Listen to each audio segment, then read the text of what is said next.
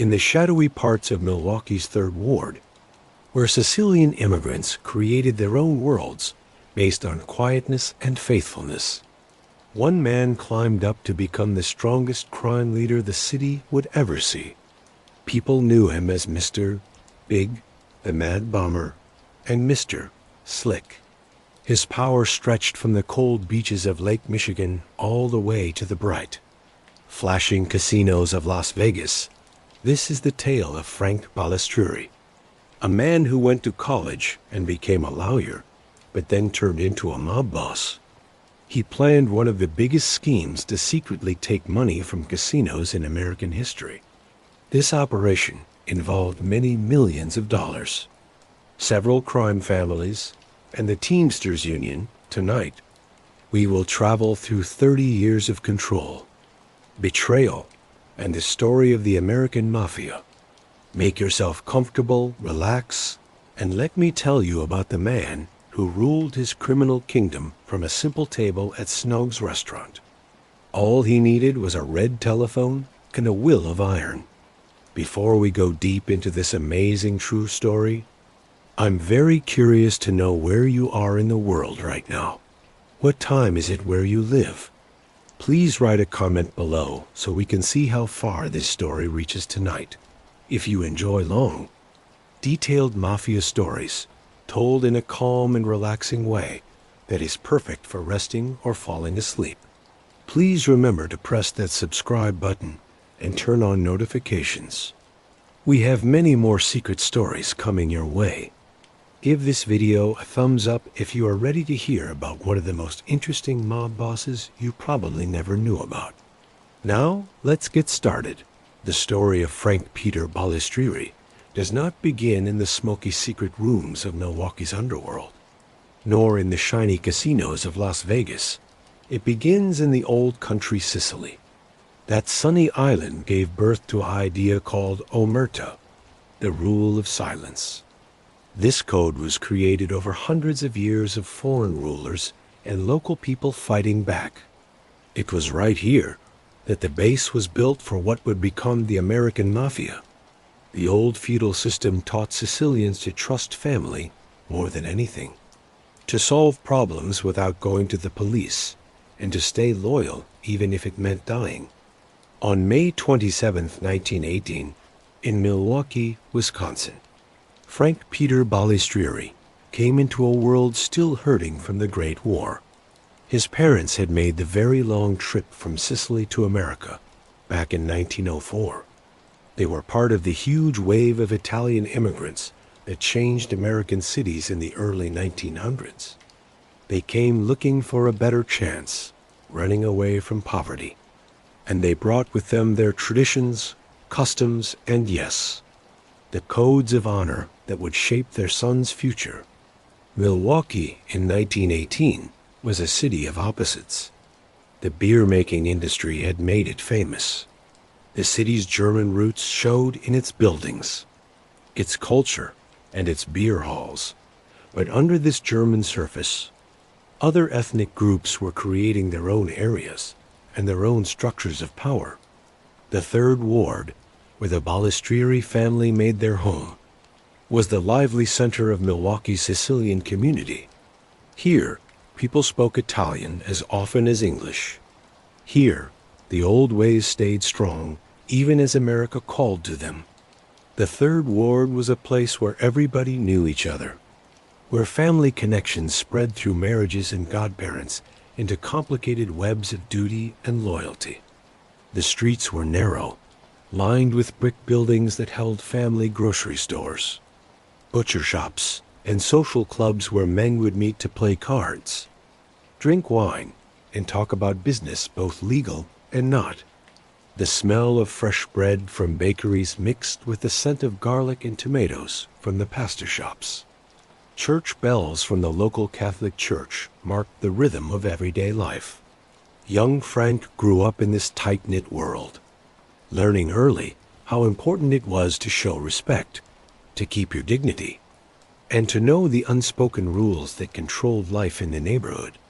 The Balistrieri family was not rich, but they were respected. They understood the value of a good education, of improving yourself, of finding success in this new land of opportunity. But they also understood the older codes, the Sicilian traditions that taught some things were more important than the law: family honor, personal respect, and the duty to answer an insult with action. What made Frank different from many of his peers was his smart mind and his schooling. While many sons from immigrant families left school early to work and help support their households, Frank's parents encouraged his studies. He was bright, well-spoken, and full of ambition. He went to college, which was an unusual thing for a young man from the Third Ward in the 1930s. And he didn't stop there. He went to law school for 6 months, gaining knowledge of the legal system that would help him in his future career, even if that career would mostly happen outside the law. But Frank Balistrieri was also learning other lessons not taught in college classrooms or law school lecture halls. Through family ties, especially connections to the Bombonero family, young Frank was introduced to the world of La Cosa Nostra, our thing, as members called the organization that most of America knew as the Mafia. The Milwaukee crime family, though smaller and less powerful than the families in New York or Chicago, was still a real and strong organization. It worked under the final authority of the Chicago outfit, the powerful crime syndicate that controlled organized crime across the Midwest. The Milwaukee family ran illegal activities like gambling, loan sharking, labor racketeering, and other various enterprises.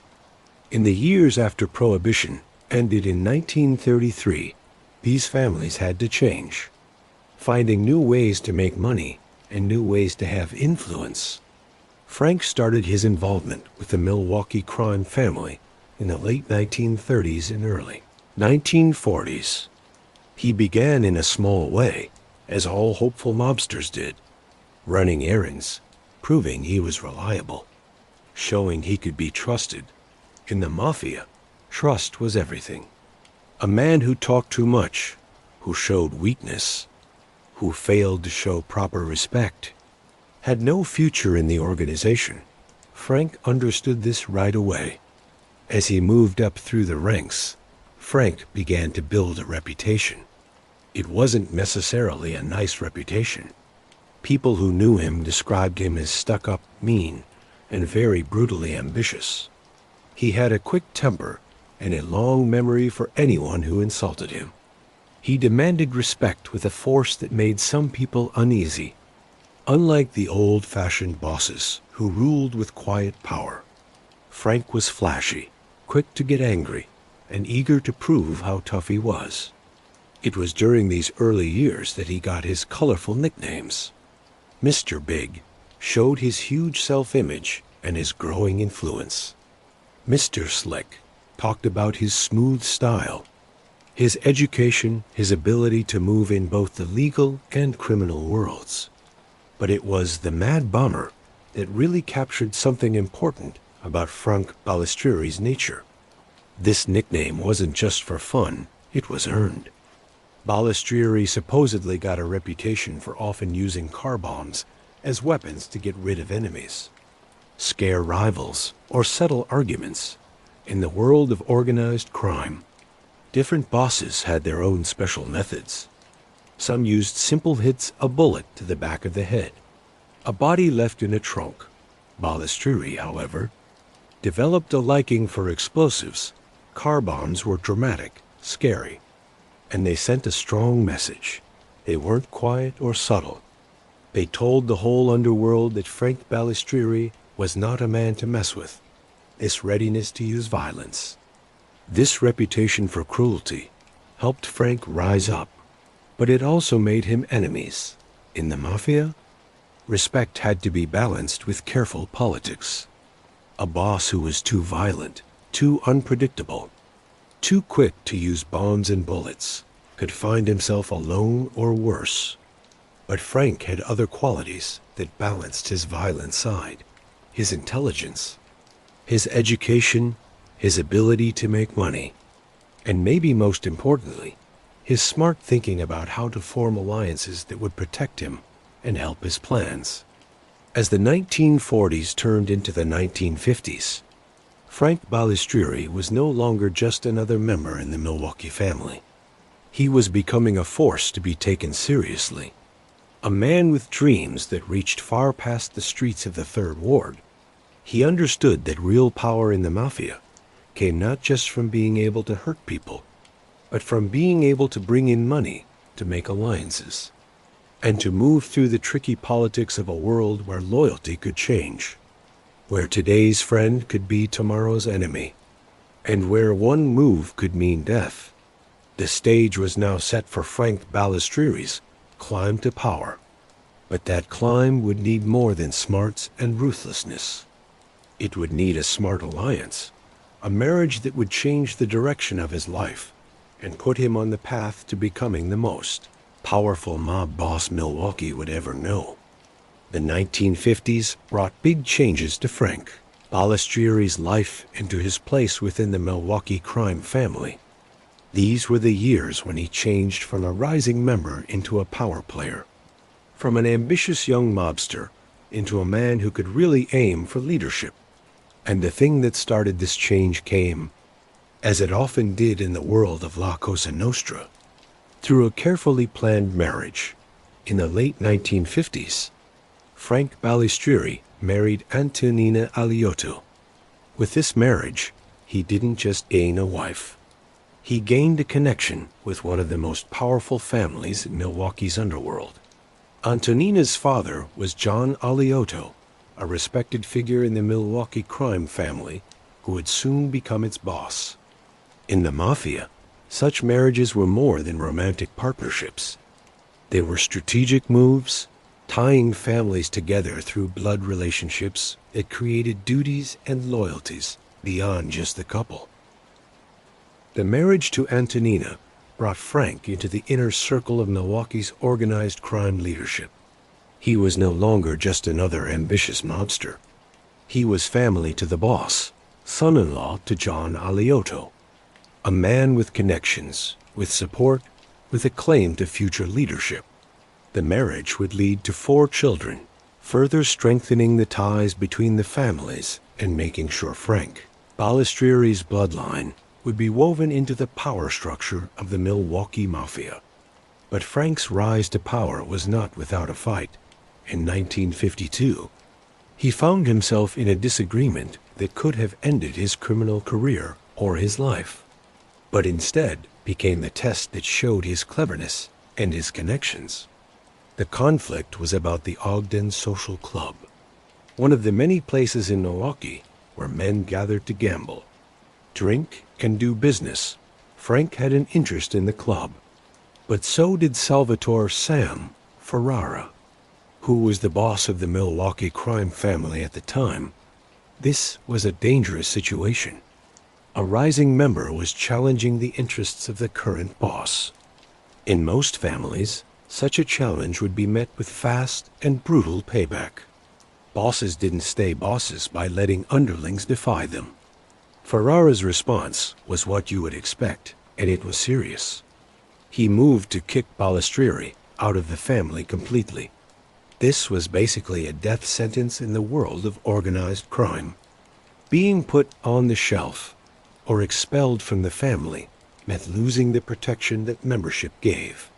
It meant being open to any enemy fair game for any rival. For Frank Balistrieri, this should have been the end. But Frank had something that Ferrara had not counted on. Connections that reached beyond Milwaukee to the final authority over the Milwaukee family, the Chicago outfit. The outfit, led by legendary figures like Tony Accardo, Rocco Fischetti, and Sam Giancana, really controlled organized crime all over the Midwest. The Milwaukee family worked under their umbrella, following their decisions. Needing their okay for big actions, Frank appealed to Chicago. He made his case to Accardo, Fischetti, and Giancana, 3 of the most powerful mobsters in America. What exactly he said, what arguments he made, what promises he gave are lost to history. But the result was shocking. The Chicago bosses decided against Ferrara. More than that, they demoted him, taking him out of leadership of the Milwaukee family. And who did they put in as the new boss? Frank's father-in-law, John Aliotto. This decision changed everything. It was a clear sign that Frank Balistrieri had the backing of Chicago, that he was a rising star, that those who went against him did so at their own risk. It also showed Frank's intelligence and his understanding of how power really worked in the Mafia. The bosses in Chicago didn't care about local fights over social clubs. They cared about money, about peace, about keeping their control. Frank had apparently convinced them that he was more valuable than Ferrara, more capable, more likely to bring in income for Chicago while keeping order in Milwaukee, under John Aliotto's leadership. With Frank as his son-in-law and more as his right-hand man, the Milwaukee family did well. These were years of learning for Frank years, when he learned the art of being a boss, how to manage men, how to settle disputes, how to make money, how to move through the complicated relationships between crime families, how to deal with police, how to keep the delicate balance between being visible and being secret that kept a boss powerful but not in jail. Frank learned which battles to fight and which to avoid. He learned how to build relationships with crooked officials, with union leaders, with business people who could be persuaded to work with the family's interests. He learned the importance of discipline, of keeping the rules that made the organization work, the rule against dealing drugs, the rule that members must be of Italian background, the absolute rule against working with the police, the chain of command that made sure orders were followed and respect was kept. But even as he learned, even as he served as his father-in-law's lieutenant, Frank Balistrieri was planning, putting himself in position, building his own base of power. When John Aliotto decided to retire in 1961, there was no question about who would take his place. Frank Balistrieri, at age 43, became the boss of the Milwaukee crime family. This was the moment Frank had been working toward for more than 20 years. From his early start in the Underworld, through his strategic marriage, through the fight with Ferrara and his appeal to Chicago, through his years as Aliotto's underboss, everything had been leading to this moment. He was now the most powerful mobster in Milwaukee, the man who controlled the illegal rackets, who commanded the loyalty of the soldiers, who sat at the table as an equal with bosses from other cities. But becoming boss was only the beginning, holding on to power, making it bigger, bringing in money, managing conflicts, avoiding arrest. These were the real tests of leadership.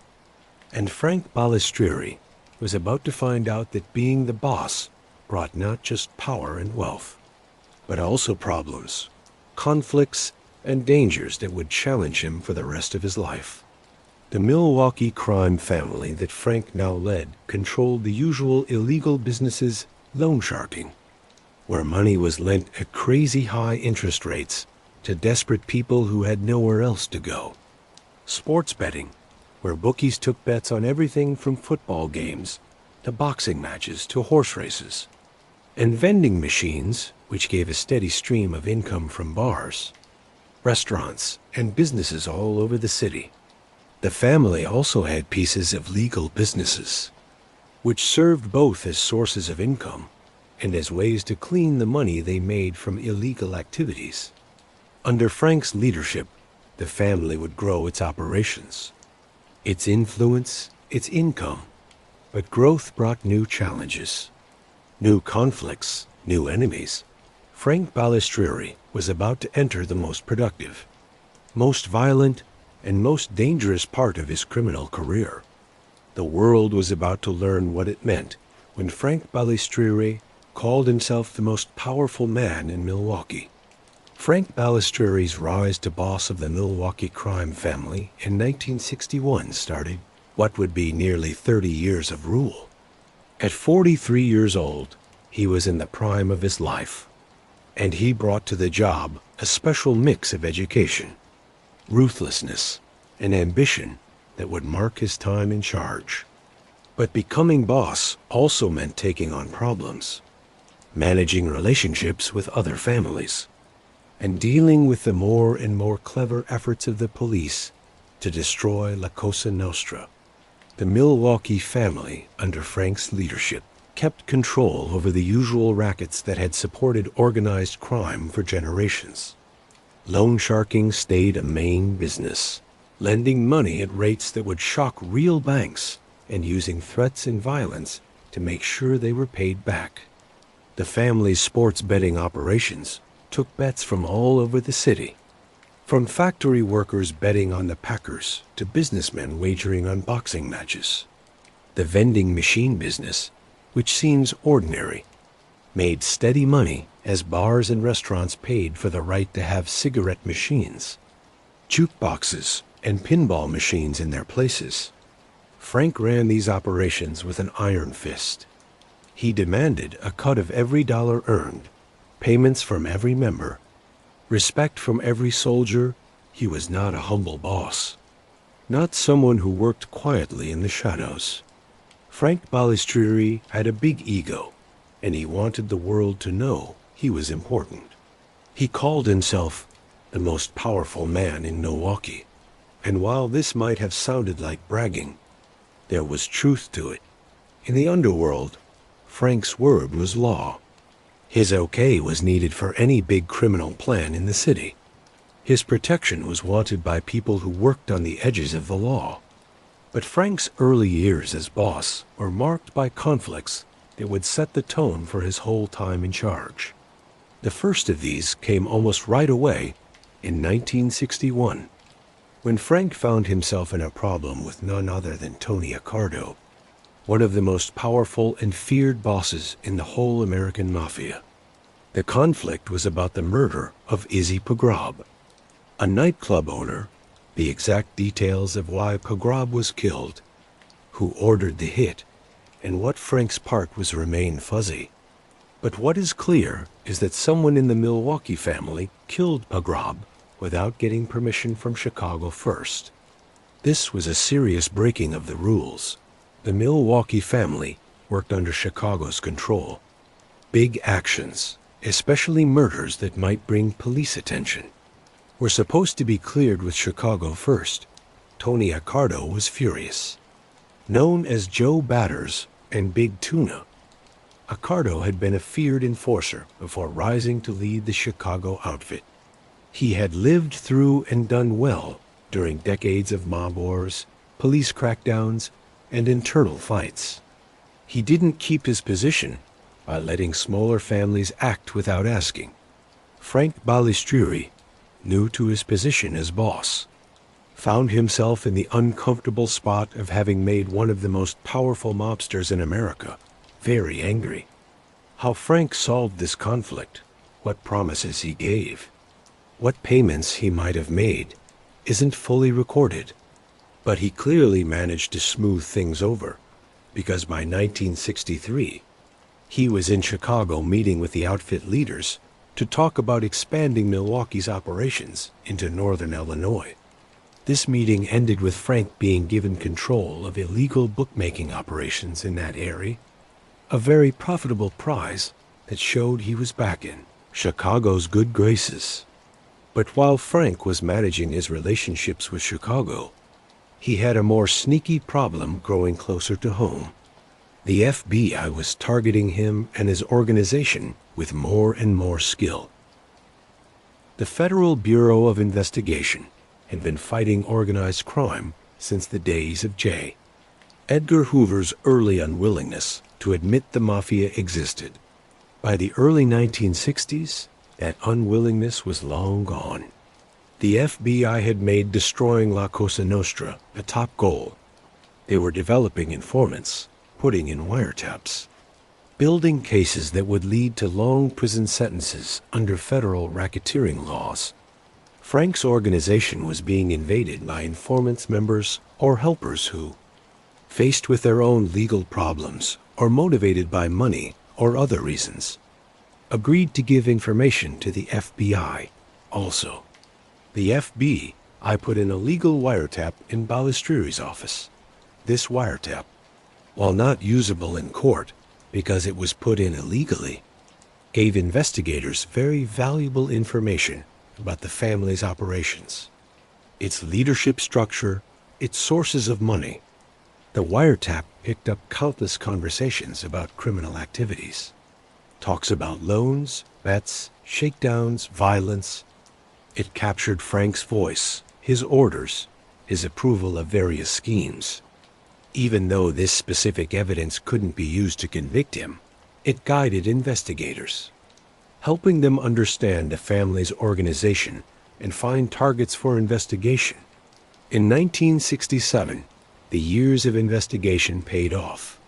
Frank Balistrieri was found guilty of tax evasion, the same charge that had taken down Al Capone decades earlier.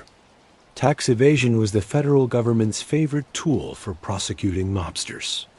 When the crimes themselves were hard to prove, when Omerta kept witnesses quiet, when threats stopped cooperation, the government could always follow the money. Mobsters spent a lot but reported little income. The gap between how they lived and what they said they earned gave prosecutors evidence of unreported income and therefore tax evasion. Frank was sentenced to 2 years in federal prison. For a mob boss, prison time was always a crisis.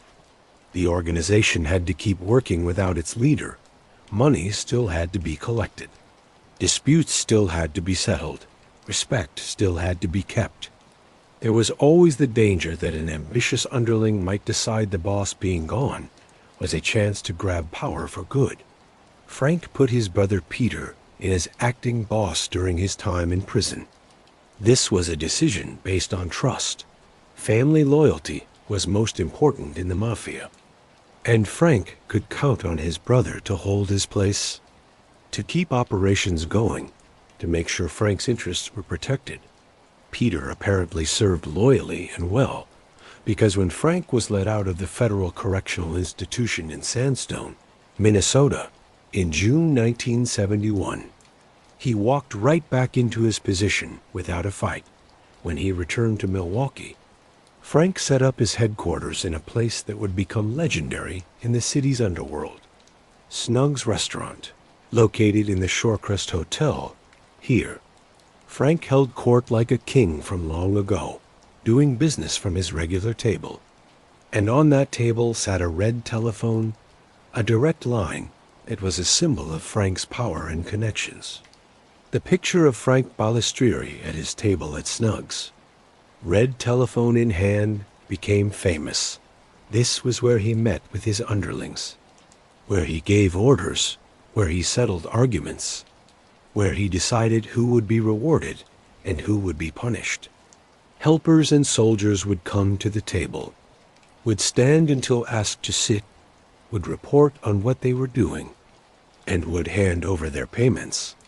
Frank would listen, would ask questions, would make decisions, and when the red telephone rang, everyone got quiet, because it might be Chicago calling, it might be Kansas City or Cleveland, it might be someone important, someone whose call couldn't be ignored. This public presence, this visibility, was both a strength and a weakness. It showed Frank's confidence, his power, his lack of fear. But it also made him an easier target for police watching. FBI agents could watch who came and went from Snug's, could take pictures of his helpers, could build their understanding of the family's organization just by watching the parade of criminals who came to show respect to the boss. But Frank didn't seem worried about being watched. He believed in his ability to avoid being prosecuted, in his lawyer's ability to defend him, in the code of Omerta to keep his soldiers quiet. He had beaten tax evasion charges before well. He had been found guilty. But he had served his time and returned to power. He would beat whatever came next. What Frank didn't fully understand yet was that the federal government's efforts to destroy the mafia were getting more clever, more coordinated, more effective. New laws were being written just to target organized crime. Witness protection programs were being created to encourage cooperation. Wiretapping technology was getting better. And most importantly, prosecutors were learning to think bigger, to build cases that didn't just target single crimes, but tried to destroy whole organizations. Frank Balistrieri's legal problems were far from over. But before those problems would take him down, before the federal government would finally succeed in putting him in prison for most of the rest of his life, Frank would do something amazing. He would become a central person in one of the largest, most daring, and most profitable criminal plans in American history. He would reach from Milwaukee all the way to Las Vegas, would partner with mob families across the country, would get his hands on millions of dollars, and would nearly reach his biggest dream of sitting on the Mafia Commission itself. The stage was being set for Frank Balistrieri's greatest victory and greatest disaster, the Las Vegas casino skimming operation. The 1970s were the highest point of Frank Balistrieri's power, but they were also years marked by incredible violence. Frank's nickname, the Mad Bomber, wasn't just colorful. It showed a real willingness to use explosives and murder to make people do what he wanted, to get rid of enemies, and to send messages to anyone who might think about crossing him. The reign of terror he kept up helped control his organization, but it also created a trail of bodies and evidence that would finally help cause his downfall. Frank Balistrieri controlled his organization through a mix of money rewards and pure fear. Soldiers and helpers who did well, who earned money, who showed proper respect were rewarded. They got protection, chances, a share of the profits. But those who betrayed the organization, who worked with the police, who showed disrespect, or who challenged Frank's authority, faced results that were swift, brutal, and often permanent. The fate of August Maniaci serves as a freezing example of what happened to those who betrayed Frank Balistrieri. Maniaci had become an FBI informant of choice that signed his own death warrant. In the Mafia's code, there was no worse sin than working with the police. Omerta, the code of silence, was sacred. Breaking it meant death, not just for the informant, but maybe for his family, too. On September 11th, 1975, August Maniaci was murdered outside his home. The hit was professional, efficient, made to send a message. In the world of organized crime, murders often serve two purposes: getting rid of a problem while at the same time warning others about what happens for similar betrayal. Maniaci's death told every member of the Milwaukee family, every helper, every person doing business with the organization. If you talk to the FBI, this is what happens. But the Maniaci problem didn't end with August's death. His relative Vincent Maniaci had apparently also been working with authorities, or had somehow earned Frank's hatred. In August 1977, Vincent became the target of a car bombing. 20 sticks of dynamite were used, a huge amount of explosive, enough to destroy a vehicle and anyone inside it. But the bombing failed, either by luck, by careful watching, or by some early warning. Vincent Maniaci lived through the attempt on his life. Vincent's response made sense. He ran away from Milwaukee right away, finally ending up in Honolulu, thousands of miles from Frank Balistrieri's reach. This was the only smart response to a car bombing attempt. Vincent understood that Frank didn't give up easily, that another try would come. That staying in Milwaukee meant staying within reach of a man who had shown he was willing to use extreme violence to get rid of problems.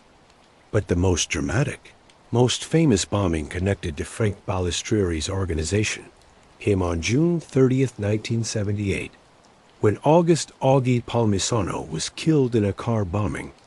The murder of Palmisano would become legendary in Milwaukee, not just because of the brutality of the method, but because of what Frank supposedly said afterward. Palmisano had apparently done an unforgivable thing. He had insulted Frank Balistrieri right to his face. In the world the Mafia lived in, where respect was like money and disrespect could not be allowed, such an insult could not stand. Palmisano's fate was sealed the moment the words left his mouth. The car bomb that killed him was massive, so powerful that, according to story and court testimony, Frank later said with cold satisfaction, "He called me a name to my face, and now they can't find his skin."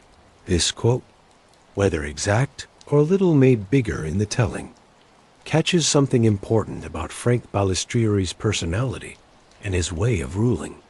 This was a man who took insults personally, who answered disrespect with overwhelming violence, who wanted people to understand that crossing him had results that went beyond just death, results that were so bad the physical body itself might be blown apart.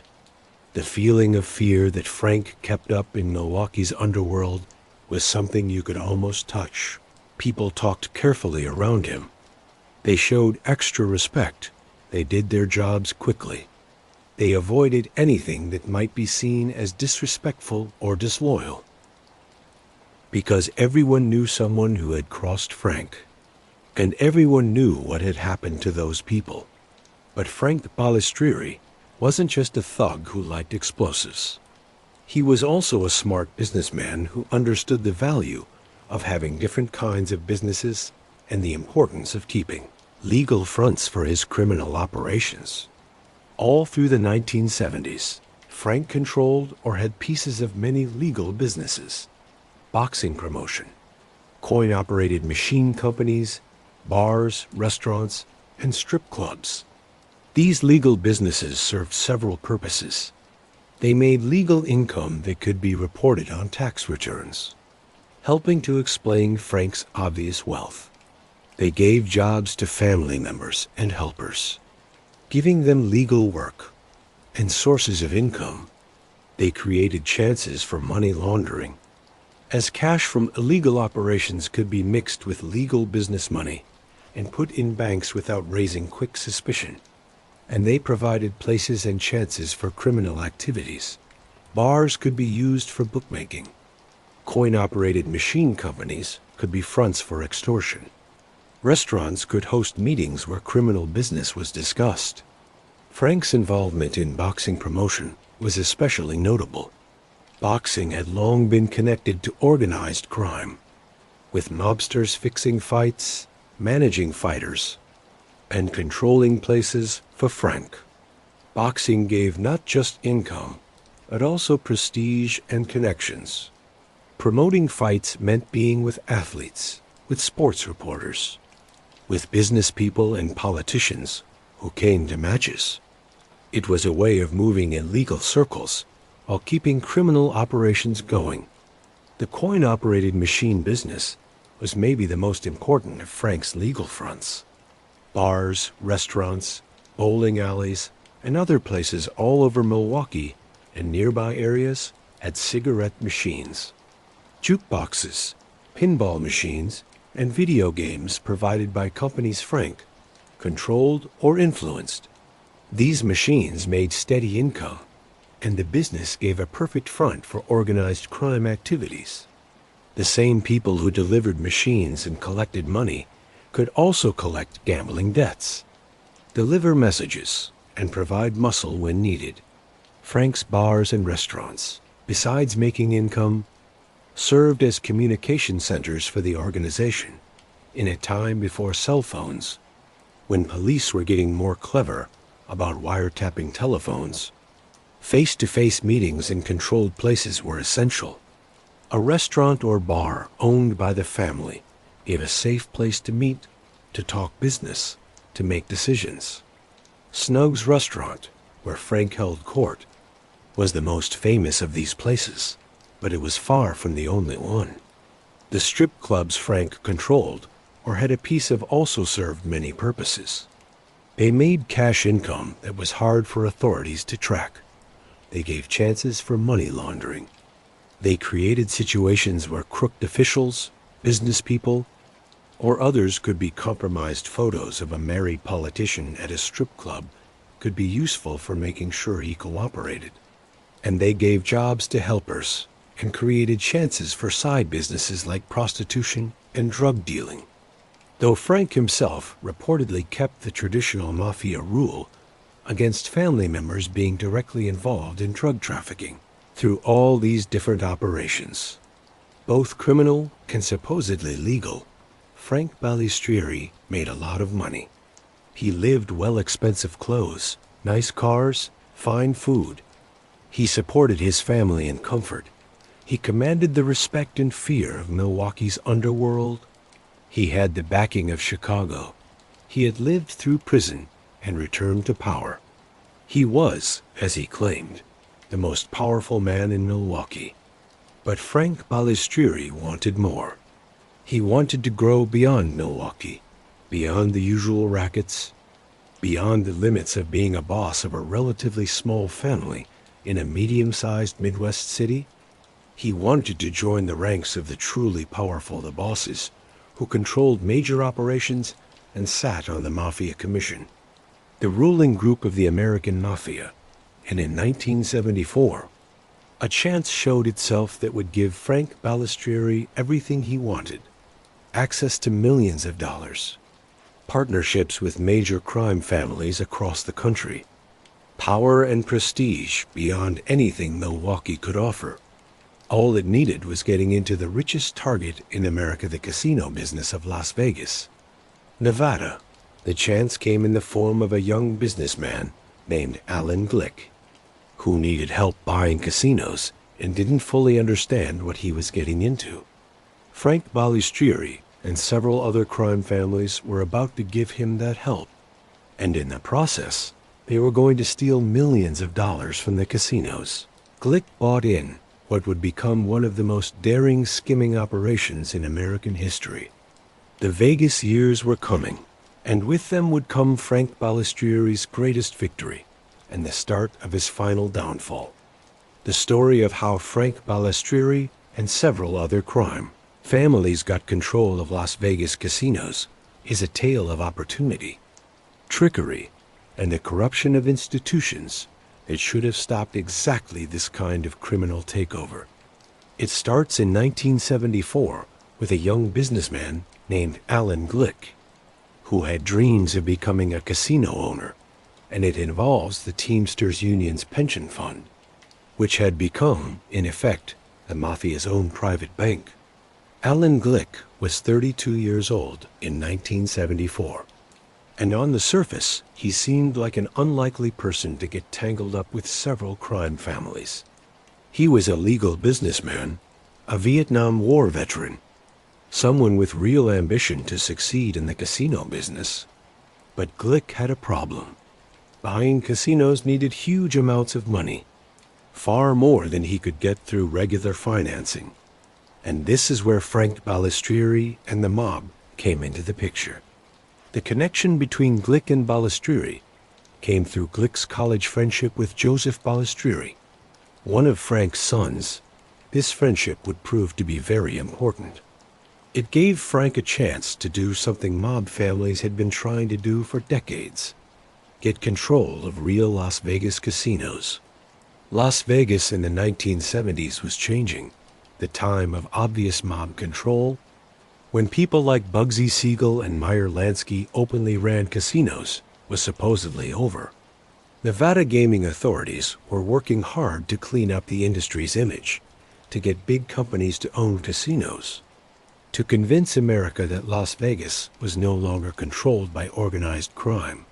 But the truth was more complicated. The mob still had deep connections in Las Vegas. They still controlled unions. They still had relationships with key people in the gaming industry. What they needed was a front man, someone who could own casinos on paper while they controlled them in reality. Alan Glick, young and ambitious and connected to Frank Balistrieri's son, must have seemed like a gift. The first step in bringing Glick into the group came through Frank Raney, a Milwaukee Teamsters trustee who met with Glick and apparently talked about the possibility of getting a loan from the Teamsters Central States Pension Fund to buy casinos. This pension fund, created to give retirement benefits for Teamsters members, had become famous as a source of loans for mob-connected projects. The fund's managers, influenced or controlled by mob figures, made loans on terms that real banks wouldn't consider, to borrowers that real banks wouldn't touch, for projects that real banks wouldn't finance. In April 1974, Frank Balistrieri met privately with Alan Glick. What exactly was said in this meeting? What promises were made? What threats were hinted at? What did Glick really understand about who Frank Balistrieri was and what he represented? These questions remain a little unclear, but what's clear is that Glick came out of his dealings with the Milwaukee mob believing he had partners who could help him reach his dreams of owning casinos. But Glick's most important meeting happened in March 1974, before his meeting with Frank Balistrieri, when he went to Las Vegas and met with Nicholas Civella, the boss of the Kansas City crime family. Civella was a powerful person in the American Mafia, a man with big connections in Las Vegas and deep influence over the Teamsters Pension Fund. If anyone could make Alan Glick's casino dreams come true, it was Nick Civella. The deal that came from these meetings was amazing in its daring and its corruption. Glick would be given the chance to buy the Argent Corporation, which owned several Las Vegas casinos. But the terms weren't what you would expect in a normal business deal. Glick's sons were given an option to buy the Argent Corporation for almost $25,000, a laughably small amount for a company that owned major casino properties. This wasn't a business deal. It was a setup, a way to put casinos under Glick's name, while making sure the real power stayed with the mob families who had arranged the financing, and what financing it was, in what should have raised immediate red flags to anyone paying attention. The Teamsters Central States Pension Fund approved a loan of $6,275 million to Alan Glick for buying Las Vegas casinos. This was an enormous sum, equal to hundreds of millions in today's money. The loan was approved with very little checking, on terms that were extremely good for Glick, by a pension fund that was supposed to be protecting the retirement savings of working-class union members. But $6,275 million was just the start. Finally, about $146 million in Teamsters money would flow to Glick and his casino operations. This was one of the biggest uses of pension fund money in American history. Money that should have been invested safely to make sure Teamsters members would have secure retirements was instead being lent to a 32-year-old with very little casino experience, because mob bosses asked for it. The Teamsters Central States Pension Fund had become exactly what police and labor reformers had feared, a source of financing for mob operations that real banks would never touch. For Frank Balistrieri and his partners in this plan, the Kansas City family under Nick Civella, parts of the Chicago outfit, and the Cleveland family, the Teamsters loan to Alan Glick was a chance of almost unbelievable size. Glick would use the money to buy the Stardust, Fremont, and Hacienda casinos through the Argent Corporation. These weren't small properties. They were important Las Vegas casinos making millions of dollars in income. And the mob families who had arranged Glick's financing expected to make a lot of money from their investment. But they weren't planning to make money through legal means, through a share of reported profits, or through dividends, or through any normal way investors benefit from successful businesses. Instead, They were planning something that had been a basic part of mob-controlled casinos since the earliest days of Las Vegas: skimming. Skimming was a simple idea, but needed clever carrying out. The basic thought was to steal money from the casinos before it was counted, and report it to gaming authorities and tax collectors. In a casino, huge amounts of cash flow through the counting rooms every day. Gamblers change dollars for chips, play different games, and sometimes win, but usually lose. At the end of each day, the chips are cashed back in, and the casino's money is counted. This count decides the casino's income, which decides how much tax the casino owes and how much profit it has made. But what if the counting was dishonest? What if money was taken out before the official count? Then the casino would look less profitable than it really was, would pay less tax than it owed, and the skimmed money could be split among the plotters without any official record of it existing. Skimming had always been hard in Las Vegas, though, because Nevada gaming authorities were watchful. They checked casinos carefully. They looked for differences. They investigated any signs of money problems. Casinos that were caught skimming faced losing their gaming licenses, which meant financial ruin, so any skimming operation had to be clever, had to be protected by people in positions of authority, had to be organized carefully to avoid being found out. And this is exactly what Frank Balistrieri and his partners were planning. With Alan Glick as the name-only owner, they would put their own people in key jobs in the casinos. These trusted workers would oversee the skim, making sure money was taken out before the official count, that records were changed to hide the theft, that the stolen money made its way back to the crime families that controlled the operation. The key to making this work was putting the right person in charge of the casinos, someone who understood gambling operations, who had connections to the mob, who could be trusted to run the skim well and carefully. The mob families chose Frank "Lefty" Rosenthal for this very important job. Rosenthal was a famous odds maker and gambling expert. He had been banned from legal gambling in many places because of his mob connections and his suspected involvement in fixing sports events. But he was brilliant when it came to gambling operations. He understood odds, understood casino management, understood how to make the most profit. He was also connected to the Chicago outfit, which gave him trust with all the families involved in the operation. In October 1974, soon after Glick finished buying the Argent Corporation casinos, Frank Rosenthal was put in as executive consultant. He couldn't be given an official title like president or CEO because his criminal record would have stopped Nevada gaming authorities from approving such a job. But executive consultant was close enough. Everyone understood that Lefty Rosenthal was really running the casinos, that Glick was just the front man, that decisions about operations, about workers, about money would be made by Rosenthal under the direction of the mob families that controlled the operation. And just 1 month later, in November 1974, the skimming operation began. The way the skim worked was pretty straightforward. Though it needed cooperation from many people in different jobs, money was taken from the counting rooms before the official count. Sometimes this was done openly. Suitcases or bags of cash were just carried out. Other times it was more hidden. Counts were faked, records were changed, differences were explained away. The key was having trusted people in the right jobs: counting room supervisors, security people, casino managers who would help the theft and keep quiet about it. The amounts being skimmed were huge.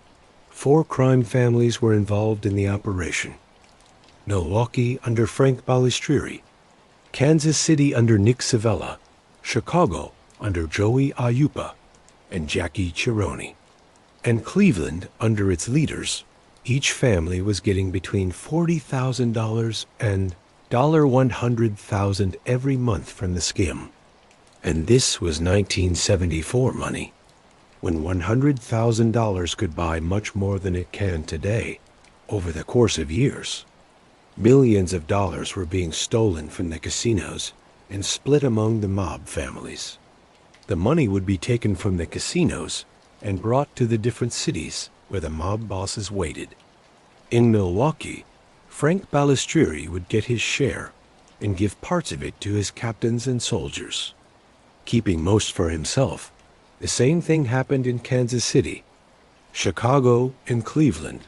This was money that created no paperwork, that appeared on no tax returns, that was truly off the books, pure profit for the mob families involved. But coordinating such an operation across many cities, many families, and many people needed communication. And this is where the operation became weak. The mob bosses and their representatives would make phone calls to talk about the skim, to arrange deliveries, to settle arguments. They tried to talk in code, calling the skimmed money transfusions or using other nicknames. But the FBI was listening. By the middle 1970s, the FBI had become very clever in its efforts to destroy organized crime. They had informants in different families, they had wiretaps in place in many cities, and they had people who studied information from different sources to understand the size and structure of organized crime operations. The FBI had wiretaps in Kansas City, Las Vegas, Chicago, and Milwaukee. These wiretaps picked up the transfusion phone calls, talks about the skim, about amounts being delivered, about fights over shares. Even though the talks used coded language, the FBI people could understand what was really being discussed. Slowly and carefully, they were building a case. But in the middle 1970s, the investigation was still in its early stages. The mob families involved in the Vegas skim were making enormous amounts of money and believed they had created the perfect crime stealing from casinos. They sort of controlled through a front man who needed them. With the money coming from the Teamsters pension fund, which was basically mob money anyway, what could go wrong? Alan Glick, meanwhile, was finding out what it meant to be in business with the mob. In March 1975, Glick was called to Kansas City to meet with Nick Savella. This wasn't a friendly business lunch. This was a mob boss taking control of someone he saw as an employee, not a partner. Savella told Glick that he owed $12 million for the help he had gotten in getting the Teamsters loans and buying the casinos. This wasn't a debt Glick had agreed to. It was just being put on him. In the world the mob lived in, Glick had no choice but to agree. He owed what he was told he owed, and he would pay it. Because saying no wasn't an option, the meaning was made very clear to Glick. If he hadn't understood before that he didn't really own the casinos, that he was just the front man for a mob operation, he understood now. He would do what he was told, or face the results. But even among the mob families making money from the skim, there were fights.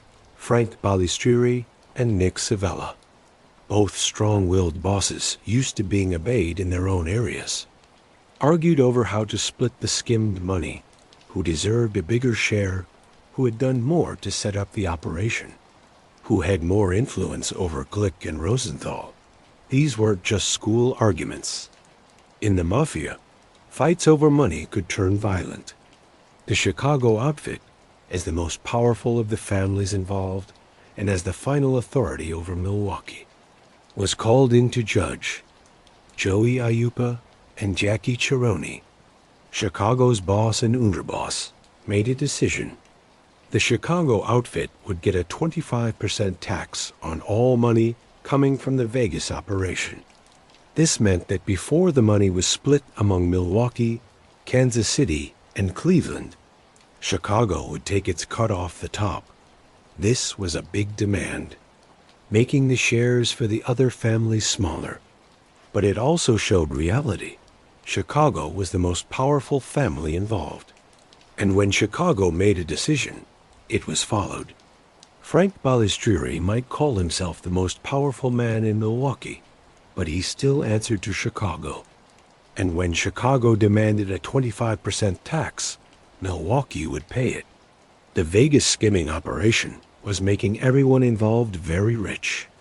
For Frank Balistrieri, this was the high point of decades of work, of moving up through the ranks, of becoming boss, of building the connections and reputation needed to be included in such a major operation.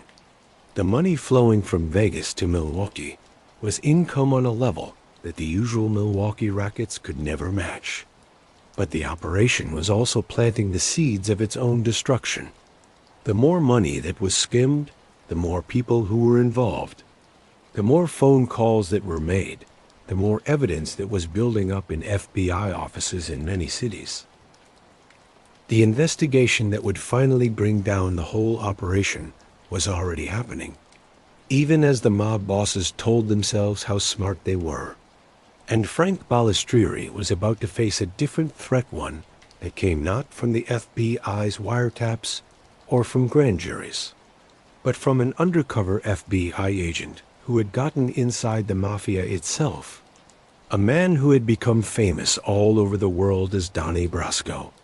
The Vegas skimming operation that Frank Balistrieri helped plan was amazing, not just for the amount of money stolen, but for the cleverness of the plan and the coordination needed among several crime families. At its highest point, this was one of the most profitable criminal businesses in America, making millions of dollars for mob families across the Midwest, while seeming to work under the notice of gaming authorities who were supposed to stop exactly this kind of theft. The Stardust, Fremont, and Hacienda casinos, under the Argent Corporation's control, were making huge legal income. These were popular casinos on the Las Vegas Strip and in downtown Las Vegas, bringing in tourists, gamblers, and big spenders from all over the world. The slot machines alone made millions of dollars every year. The table games, blackjack, craps, roulette, poker had house advantages that made sure steady profits. The restaurants, bars, and hotel rooms added other ways to make money. But the income being reported to Nevada gaming authorities and to the Internal Revenue Service was only part of what the casinos were really taking in. The unreported income, the skim, was flowing out of the counting rooms and into the hands of Frank Balistrieri, Nick Civella, Joey Ayupa, and the other mob bosses who controlled the operation through their frontman Alan Glick. Frank Lefty Rosenthal was the genius making it all work.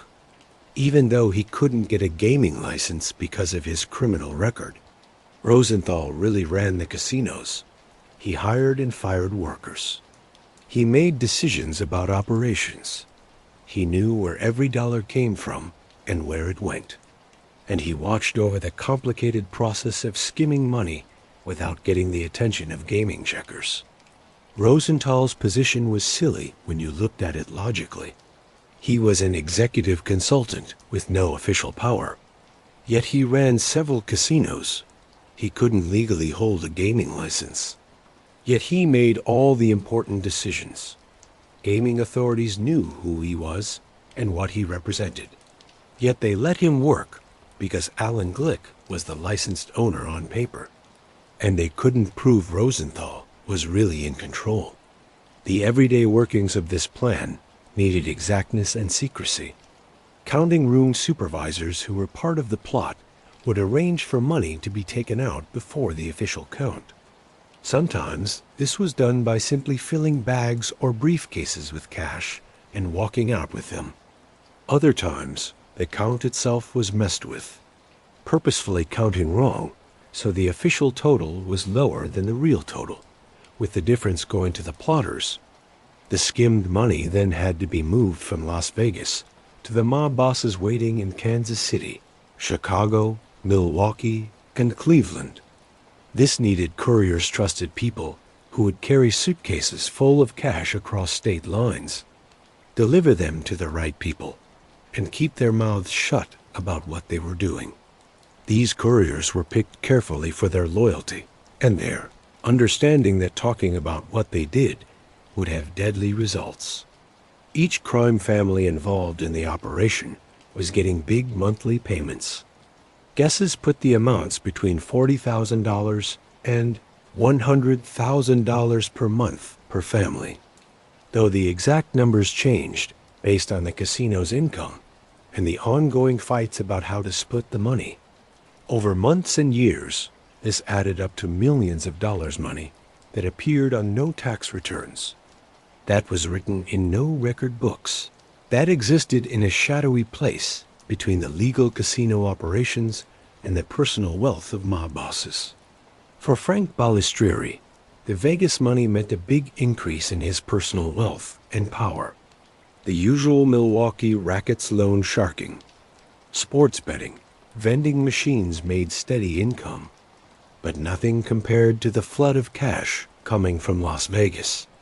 With this money, Frank could grow his legal business interests, support his lifestyle, reward his most loyal soldiers, and show the Chicago outfit that Milwaukee was a valuable, productive family worth protecting and supporting. The money also raised Frank's status within the Mafia. He was no longer just the boss of a fairly small Midwest family. He was now a partner with Kansas City, Chicago, and Cleveland in one of the most profitable criminal operations in the country. He went to meetings with bosses from these families as an equal. He had influence beyond Milwaukee. He was, in his own mind, and more in reality, an important person in the American Mafia. But the operation was also creating problems. The biggest of these was the ongoing tension between Frank Balistrieri and Nick Civella over how to split the skimmed money. Both men were used to being the top person in their own areas. Both had big egos. Both felt they deserved the biggest part of the money. The fights between Milwaukee and Kansas City needed repeated stepping in from Chicago.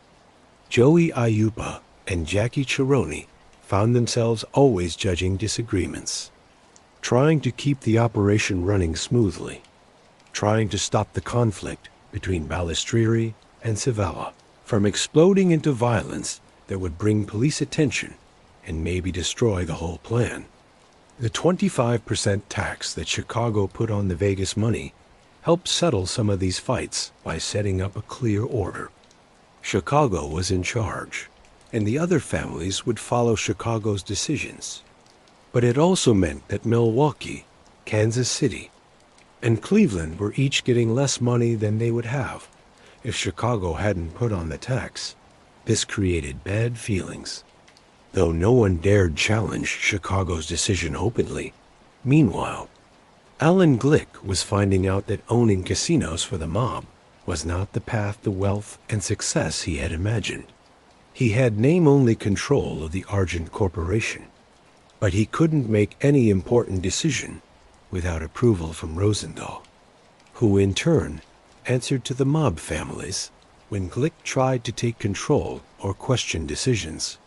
He was reminded, sometimes softly, sometimes not, that he worked because the people who had arranged his financing allowed it.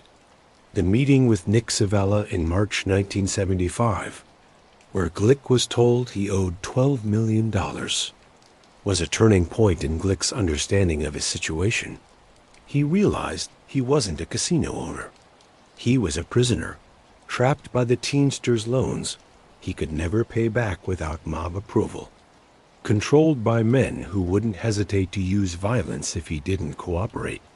Glick later said in court that he was scared for his life and for his family's safety. The mob's threats weren't soft. When Glick tried to fire Frank Rosenthal, as he was legally allowed to do as owner of the Argent Corporation, he got warnings about what would happen if he went through with it. His sons were mentioned in these warnings, a clear sign that the mob's willingness to use violence reached to family members, not just to Glick himself. For Frank Rosenthal, the operation was both a victory and a source of constant stress. He was running several casinos without a license, watching over a huge theft operation, managing difficult personalities among the mob bosses, and trying to keep gaming authorities from finding the skim. He lived well-expensive clothes, fine food, a high-profile lifestyle, but he also lived knowing that mistakes could be deadly. Rosenthal's relationship with the mob bosses was complicated. He was valuable to them because of his skill and his ability to run profitable casinos. But he was also in danger because he knew too much. If the operation was ever exposed, Rosenthal would be a main target for prosecution. And if he decided to work with authorities to save himself, he knew enough to bring down the whole operation and maybe send several mob bosses to prison for decades. This shared danger the mob bosses needing Rosenthal to run the operation. Rosenthal needing the mob bosses to protect him created a tense balance. Everyone involved had to trust everyone else, at least somewhat, because betrayal by anyone would bring down the whole plot. But while the mob families were making millions from their Vegas operation, the FBI was building its case. The wiretaps in many cities were picking up countless talks about the skim. The transfusion phone calls, even with their coded language, were being written down, studied, and connected to create a complete picture of the operation. FBI people studying the information were finding who was involved, following money flows, connecting phone calls to casino operations, and building timelines of the plot. They were being patient, letting the operation continue while they gathered evidence, because they wanted to build cases that would not only convict the direct participants, but would also use RICO laws, the racketeer-influenced and corrupt organizations, act to prosecute the crime family leaders who had ordered and made money from the plan. The RICO law, passed in 1970, was made especially to fight organized crime. It let prosecutors charge leaders of criminal organizations with being responsible for crimes done by their underlings to help the organization's interests. This meant that mob bosses like Frank Balistrieri, even if they never personally touched the skimmed money or stepped foot in a Las Vegas counting room, could be prosecuted for plotting and racketeering based on their leadership role in the operation. But the FBI wasn't ready to move yet. They wanted more evidence, more wiretaps, more witnesses. They wanted to build cases so solid that even the best defense lawyers couldn't create reasonable doubt. So they kept watching, kept their wiretaps, and waited. In May 1976, the skimming plan hit its first big obstacle when state officials in Nevada found evidence of the operation and moved to stop it. The exact details of what they found and how they found it remain a little unclear.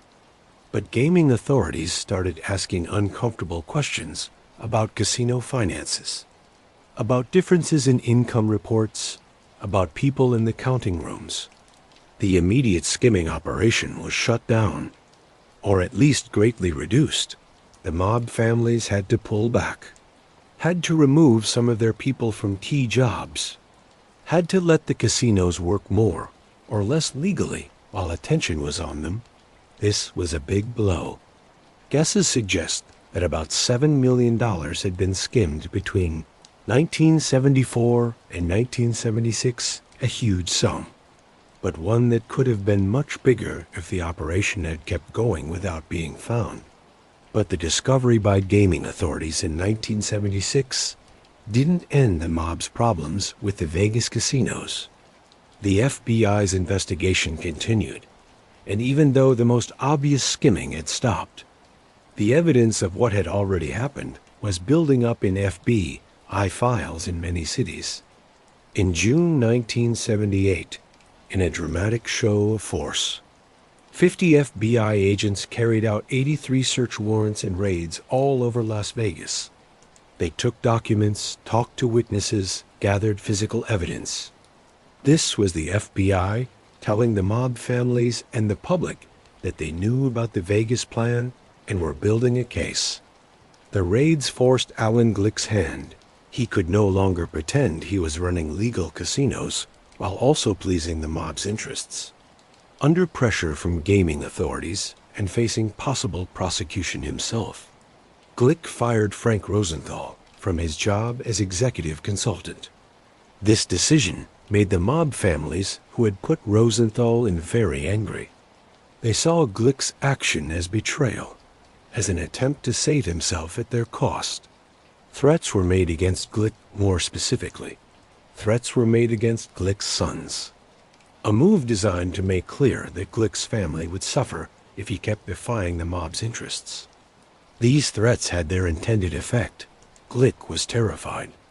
He had gone into business with the mob, thinking he could make money from the relationship while keeping control of his casinos. He had learned painfully that the mob didn't work that way. They took what they wanted, and people who fought back found themselves in serious danger. In December 1979, Alan Glick sold the Argent Corporation's casinos and went back to San Diego. He had lived through his involvement with organized crime, but only just. The experience had shown him that the American dream could quickly become a nightmare when mob families were involved. Years later, Glick would say in court in trials about the Vegas plan, giving important evidence about how he had been manipulated and controlled by the mob families. Frank Rosenthal, meanwhile, faced his own problems. Without his job at the casinos, he lost his source of income and his value to the mob families. In 1982, Rosenthal lived through a car bombing in Las Vegas, widely thought to be the work of Frank Balistrieri or the mob families that had worked with Balistrieri in the Vegas operation. The bomb was placed under the driver's seat of Rosenthal's Cadillac. When Rosenthal started the car, the bomb exploded, but Rosenthal lived, protected partly by a steel plate that was part of the car's build and that blocked much of the blast's force. Why would the mob try to kill Rosenthal? The most likely reason is that they were scared he might work with federal authorities, might say in court about the Vegas skim in exchange for less punishment. Rosenthal knew everything who had ordered the skim, who had made money, how the money had been split. He could give testimony that would be devastating to several mob families. Better to kill him than risk him becoming a witness who cooperated. That Rosenthal lived through the bombing was either extremely lucky or proof that the bombers weren't true professionals. Frank Balistrieri, with his reputation as the Mad Bomber, was suspected of ordering the hit. Whether this is true remains unsure, but it fits the pattern of Balistrieri's method of getting rid of problems. Car bombs were his signature, and Rosenthal had become a problem for Frank Balistrieri. The Vegas operation had brought huge wealth, but also huge risks. The money had been wonderful while it lasted millions of dollars flowing to Milwaukee, raising Frank's status, showing Milwaukee's importance to the bigger mafia world. But the operation had also created evidence, had brought FBI attention, had put Frank on a path toward prosecution that would finally destroy him. In the late 1970s and early 1980s, Frank didn't yet realize how much trouble he was in. He knew the FBI was investigating. The 1978 raids had made that clear, but he believed he could beat whatever charges they brought. He had beaten tax evasion before. He had good lawyers. He understood the value of omerta. If everyone stayed quiet, if no one cooperated. The FBI couldn't build a case. What Frank didn't fully understand was that the FBI had wiretaps, that they had documents, that they had evidence that didn't depend on witness testimony, and they were getting ready to use all of it against him. But before the Vegas case would take Frank down, he would face another challenge, a meeting with one of the most famous undercover FBI agents in history, a man who had gotten inside the Mafia more deeply than maybe anyone before him. His real name was Joseph Pistone, but the world would come to know him as Donnie Brasco in 1977.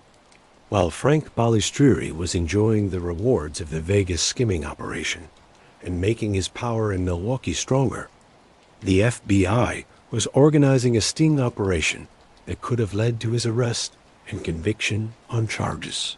Separate from the Vegas plan, this operation involved FBI Special Agent Joseph Pistone, who had successfully gotten inside the Bonanno crime family in New York using the fake name Donnie Brasco. He acted like a jewel thief and became accepted by Mafia members who believed he was a real criminal. Pistone's undercover operation was unlike any before in its size and length.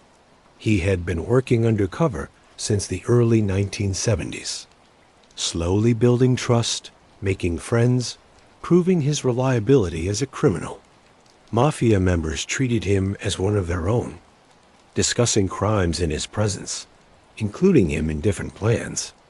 Speaking for him to other mobsters, it was a dangerous game. If Pistone's real identity was found out, he would be killed right away, and probably tortured first. By 1977, Pistone had built such strong relationships in the New York underworld that the FBI decided to make his operation bigger. They wanted to see if he could get inside other crime families beyond New York. Milwaukee, under Frank Balistrieri's leadership, seemed like a perfect target. The city was smaller than New York, which might make it easier for an outsider to be accepted. And the FBI was already investigating Balistrieri for other crimes, so evidence gathered by Pistone could add to their other cases. Pistone was sent to Milwaukee with a plan to get close to Balistrieri through a vending machine company set up. Vending machines were one of Frank's main legal business interests, making this a sensible starting point. If Pistone could convince Balistrieri that he had access to valuable vending machine areas, or could help grow the Milwaukee family's vending operations, he might get inside the organization. The FBI's plan involved Pistone meeting with Michael Sabella and Benjamin "Lefty Guns" Ruggiero, two members of the Bonanno family who had become close to Pistone during his undercover work in New York. These men spoke for Pistone, introducing him to the Milwaukee organization as a trustworthy helper who could be valuable in business operations. The meetings happened at Snug's restaurant, Frank Balistrieri's headquarters, at his regular table where he did business. Imagine the scene: Frank sitting at his table with his red telephone, the symbol of his power and connections, meeting with Pistone and the New York mobsters who were speaking for him. Frank, suspicious by nature and careful about who he let into his organization, was nevertheless interested by the possibilities that Pistone's vending machine operation might offer. Benjamin Ruggiero later admitted, after Pistone's true identity was revealed, that he had felt threatened in Balistrieri's presence. This is a surprising admission from a tough mobster who had been involved in organized crime for decades. It says something about Frank Balistrieri's reputation, his air of violence and power, his ability to scare even experienced criminals. Ruggiero understood that he was in the presence of a truly dangerous man, someone who had earned his reputation as the Mad Bomber through real violent acts, not just through acting tough. As the meetings went on, Frank Balistrieri became more and more interested in working with Pistone. An agreement was written up by Balistrieri's sons, who were lawyers handling legal matters for their father's organization. The fact that Frank had lawyer sons working for him was both helpful and a weak spot. They could write clever contracts and move through legal complications, but they were also creating paper trails that could later be used as evidence. But there was a problem with the agreement that the Balistrieri sons wrote.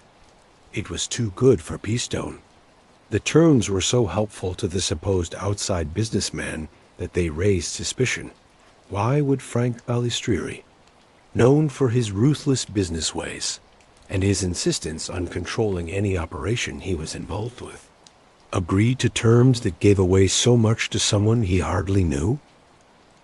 Frank's suspicions were raised. Something wasn't right about this situation. The deal was too easy, too good. Pistone was too eager, or the terms were too helpful, or something else set off Frank's well-developed sense of danger. In the world Frank lived in, survival depended on seeing threats before they happened, on trusting your gut when something felt wrong. Frank Balistrieri canceled the arrangements and stopped contact with Pistone.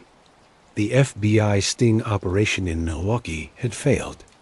Pistone would not get inside the Milwaukee family, would not gather evidence about Frank's operations, would not give the testimony that might have sent Frank to prison for crimes separate from the Vegas skim. This decision, Frank's choice to cut off contact with Pistone, may have been one of the most important Frank made during his criminal career. If the operation had gone ahead, if Pistone had been accepted into the Milwaukee organization, the evidence he gathered could have led to Frank's prosecution years earlier than it actually happened. Frank's instincts, his suspicion, his careful nature had saved him from a trap that could have ended his freedom and possibly his life. For Joseph Pistone, the failed Milwaukee operation was a disappointment, but not a disaster. His undercover work in New York continued, and he would finally gather evidence that led to many convictions of Bonanno family members. His story would later be told in a best-selling book and in the movie Donnie Brasco, starring Johnny Depp and Al Pacino, bringing worldwide attention to one of the FBI's most successful undercover operations. But Pistone's failure to get inside Milwaukee didn't mean Frank Balistrieri was safe from FBI attention. Far from it, even as the Donnie Brasco operation was failing. Other investigations were moving forward. Wiretaps were recording conversations. Informants were giving information. Prosecutors were building cases. On August 6, 1978, the FBI took an unusual step. They publicly named Frank Balistrieri in a news release as a crime leader. This was a clear signal that Frank was a major target, that the FBI was putting a lot of resources into investigating him, that they believed they could build a case against him. For Frank, this public naming was both a badge of honor confirmation of his importance in the underworld and a warning that serious legal troubles were coming. Then in March 1978, those troubles became very real when FBI agents raided Frank Balistrieri's house. The raid was dramatic. Agents used a sledgehammer to break down doors, carrying out their search warrant with overwhelming force. This wasn't a polite knock and request to come in. This was designed to scare, to show the government's power, to show Frank that his status as a mob boss didn't protect him from federal police during the raid. One of the FBI agents told Balistrieri something that must have sent a chill down his spine. There won't be any more transfusions. This statement was devastating in what it meant. The FBI knew about the Vegas skim. They knew about the code word transfusions, that the mob families used to talk about the skimmed money. They had been listening to phone conversations, had been following the operation, had been building a case. And now they were letting Frank know that they knew. For Frank Balistrieri, this moment was the beginning of the end. He had believed the Vegas operation was safe, that the coded language would protect the plotters, that Omerta would stop anyone from working with investigators. But the FBI didn't need cooperating witnesses if they had wiretaps. They had voices on tape, conversations about the skim, evidence that could be shown to juries. Frank realized the FBI had gotten inside the operation, that they understood its size and structure, that they were getting ready to bring charges not just against low-level participants, but against the bosses themselves against him. Against Savella, against the Chicago leadership, against everyone who had made money from the skim. The end of the skimming operation, combined with the discovery that the FBI had lots of evidence, created huge pressure on everyone involved. Alan Glick was facing possible prosecution and had strong reasons to cooperate. Frank Rosenthal knew he was in danger and had to decide whether to keep loyalty to the mob families or make a deal to save himself. Low-level participants, counting room supervisors, couriers, casino workers were all possibly valuable witnesses if they could be turned. For Frank Balistrieri, the late 1970s and early 1980s became a time of increasing legal danger. The Vegas case was developing, but it wasn't the only legal problem he faced. The FBI and federal prosecutors, having identified Frank as a major organized crime person, were looking at every part of his operations, searching for any crime they could prosecute, any charge they could make stick. Frank's legal problems grew quickly.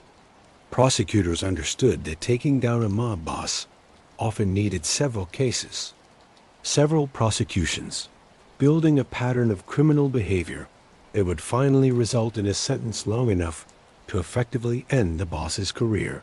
They were ready to be patient, to bring charges one after another if needed, to keep Frank in court, defending himself until either he made a mistake or a witness turned or a jury found him guilty.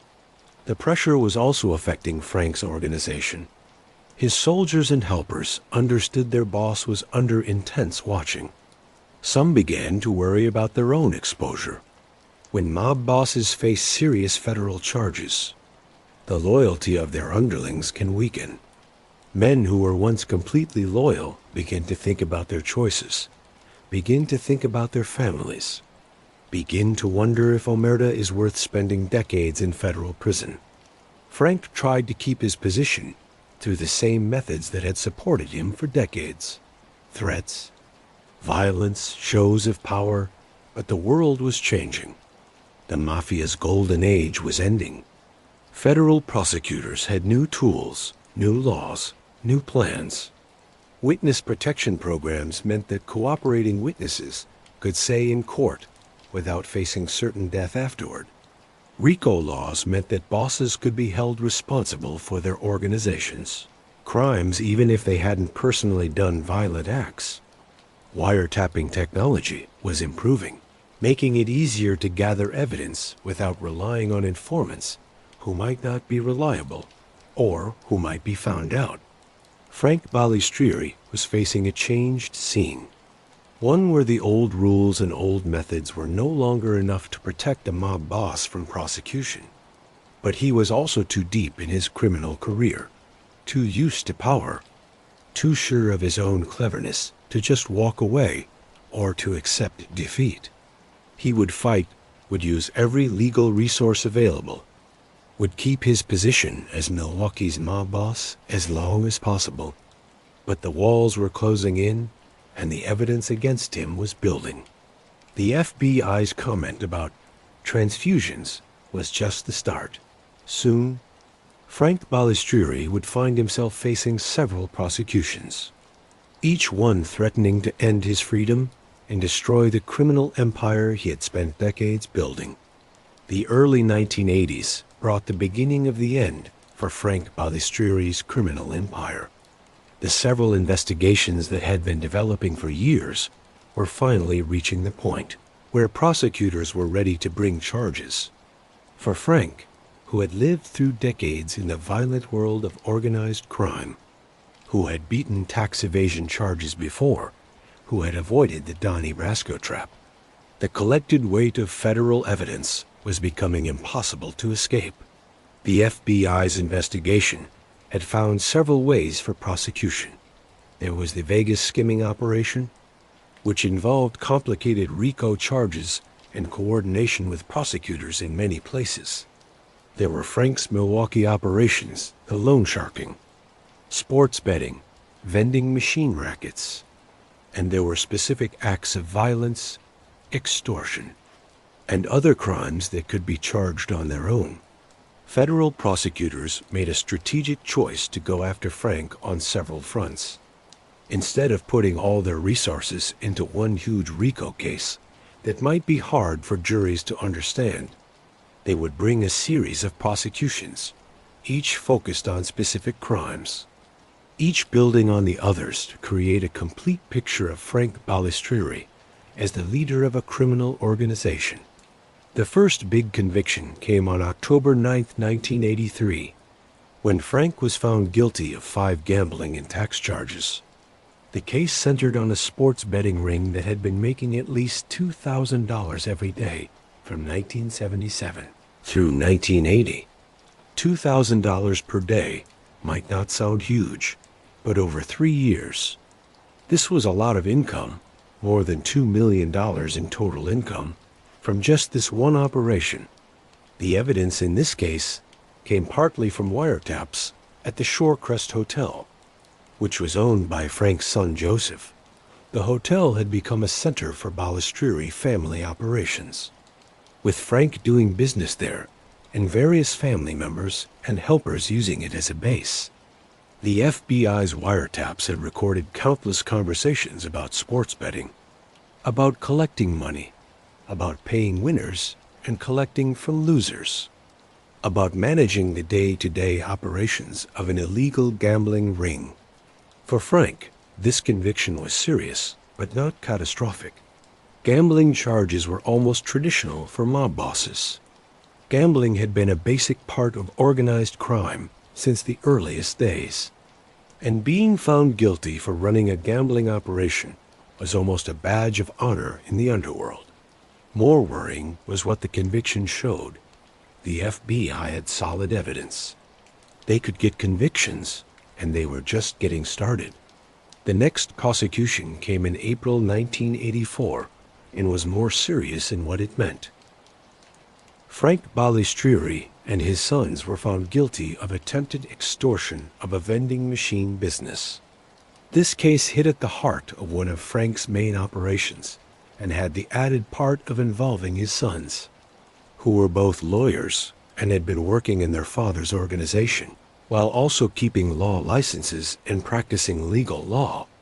The extortion case showed Frank's method of controlling businesses in Milwaukee. The vending machine business was profitable. Bars, restaurants, bowling alleys, and other places all over the city had cigarette machines, jukeboxes, pinball machines, and video games. It made steady cash flow. Frank's organization either directly owned vending machine companies or used threats and scare tactics to control them. The attempted extortion charge involved Frank and his sons trying to force a vending machine business to cooperate with them, to pay them money, to accept their control. The specific details of the extortion attempt, what was said, what threats were made, what the target of the extortion was being asked to do showed the methods by which Frank had built his empire. Legal businesses were forced to cooperate with the mob, to pay for the right to operate, to accept mob influence in their operations.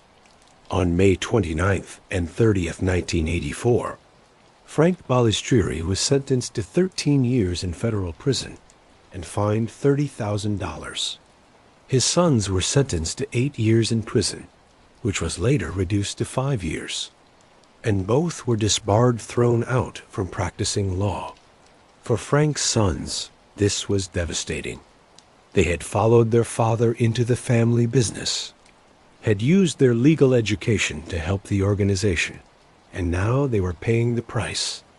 They would lose their freedom for years and lose their professional licenses forever.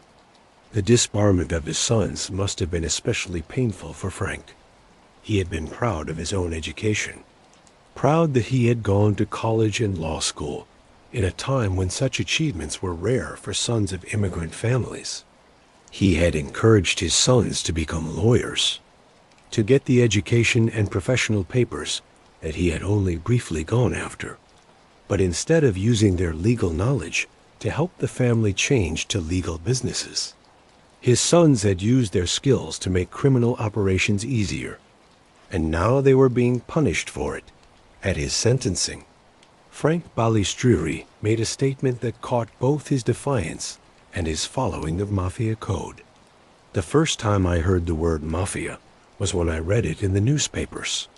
This was classic Mafia: deny everything, admit nothing, keep up the fiction that the Mafia doesn't exist, even when you're being sentenced for leading a Mafia family. Frank wasn't going to give prosecutors or the media the satisfaction of admitting what everyone knew, that he had been the boss of Milwaukee's organized crime family for more than 20 years. But Frank's legal troubles were far from over. The gambling and extortion cases were just the beginning. The big case, the one that involved several crime families and millions of dollars, was still developing. In September 1983, a federal grand jury had charged 15 mobsters with skimming over $2 million from Las Vegas casinos. This was the first case that successfully connected mobsters from 4 different states, a major achievement for federal prosecutors who had been working to understand and take apart the complicated web of relationships that marked American organized crime. The charges were groundbreaking in several ways. First, they showed that prosecutors could build cases involving several crime families working together. Earlier prosecutions had usually focused on single families or even on single crews within families. But the Vegas plan involved Kansas City, Milwaukee, Chicago, and Cleveland working together, and prosecutors were charging all the participants in a single plot. Second, the case relied heavily on electronic watching wiretaps that had recorded the transfusion, phone calls, and other conversations about the skim. This showed the FBI's growing cleverness in using technology to get inside organized crime operations that had earlier been protected by the mob's careful avoidance of creating written records. Third, the case involved huge amounts of money by the standards of usual organized crime prosecutions. $2 million in skimmed money, and prosecutors believed the real total was much higher. Was a level of theft that caught public attention and showed that organized crime remained a big threat even after decades of police efforts. Frank Balistrieri was one of the 15 mobsters charged in the skimming case. He was named next to Kansas City boss Nick Savella, Chicago bosses Joey Aiuppa and Jackie Chironi, and other high-ranking members of the crime families that had taken part in the operation. For Frank, this was the case he had to fear most. The evidence was big. The other defendants were powerful bosses who might make deals to lower their own sentences. And the possible penalty was decades in federal prison. In September 1985, the Kansas City trial began with 8 defendants, including Frank Balistrieri.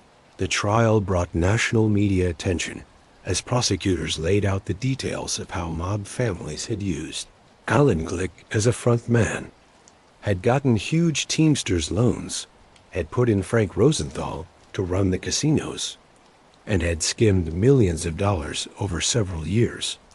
Alan Glick said in court, describing how he had been manipulated and controlled by the mob families, how he had been threatened when he tried to take control, how he had finally realized he was just a puppet with the mob pulling the strings. His testimony was damaging because it came from someone with direct knowledge, someone who had been at the center of the operation, someone whose testimony couldn't be dismissed as the wild talk of a low-level criminal trying to lower his sentence. Frank Rosenthal, even though he had lived through the car bombing, did not say in court. He kept quiet, following omerta, even though cooperation might have saved him from prosecution. His refusal to say in court spoke to the power of the Mafia Code and also to his fear of what would happen if he broke that code. The trial showed the inner workings of the skimming operation in detail. Jurors heard wiretapped conversations where mob bosses discussed the skim using coded language. They saw financial records that showed differences between what the casinos were really taking in and what was being reported. They heard from FBI agents who described years of watching and investigation.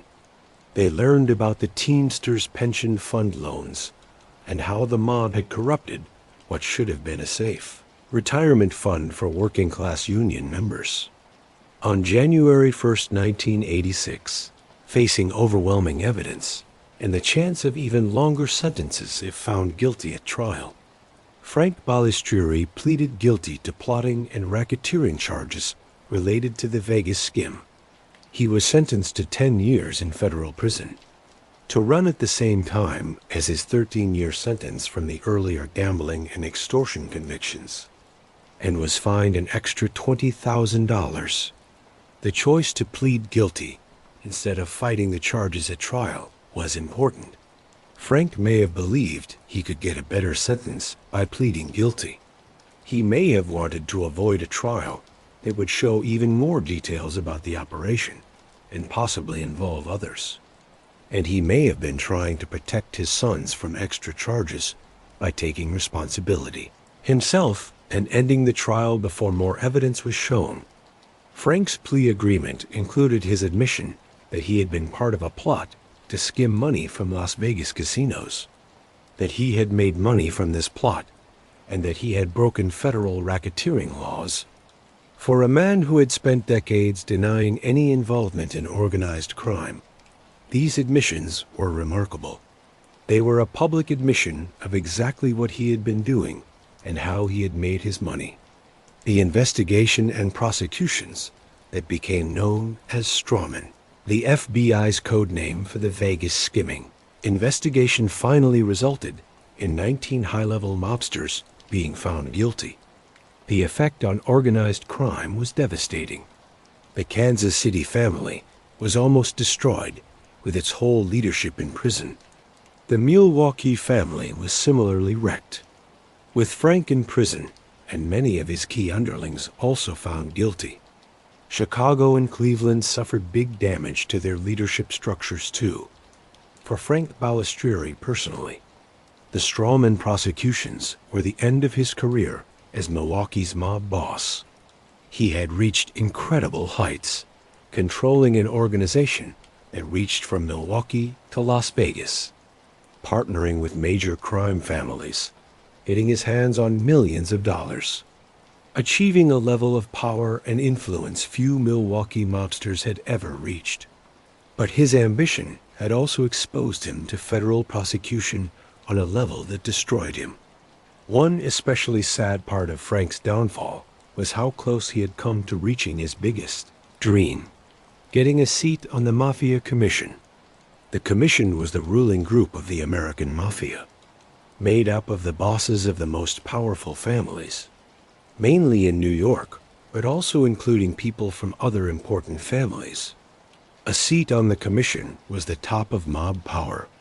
It meant being seen as one of the most important bosses in the country, having a voice in big decisions affecting all of organized crime. Frank's role in the Vegas skimming operation, his partnerships with Kansas City and Chicago, his proven ability to bring in lots of money, all of this had put him as a candidate for commission membership in the closed world of the Mafia, where respect and power decided status. Frank Balistrieri had been rising toward the final prize, but his prison sentence stopped this dream. You couldn't serve on the Mafia Commission from a federal prison cell.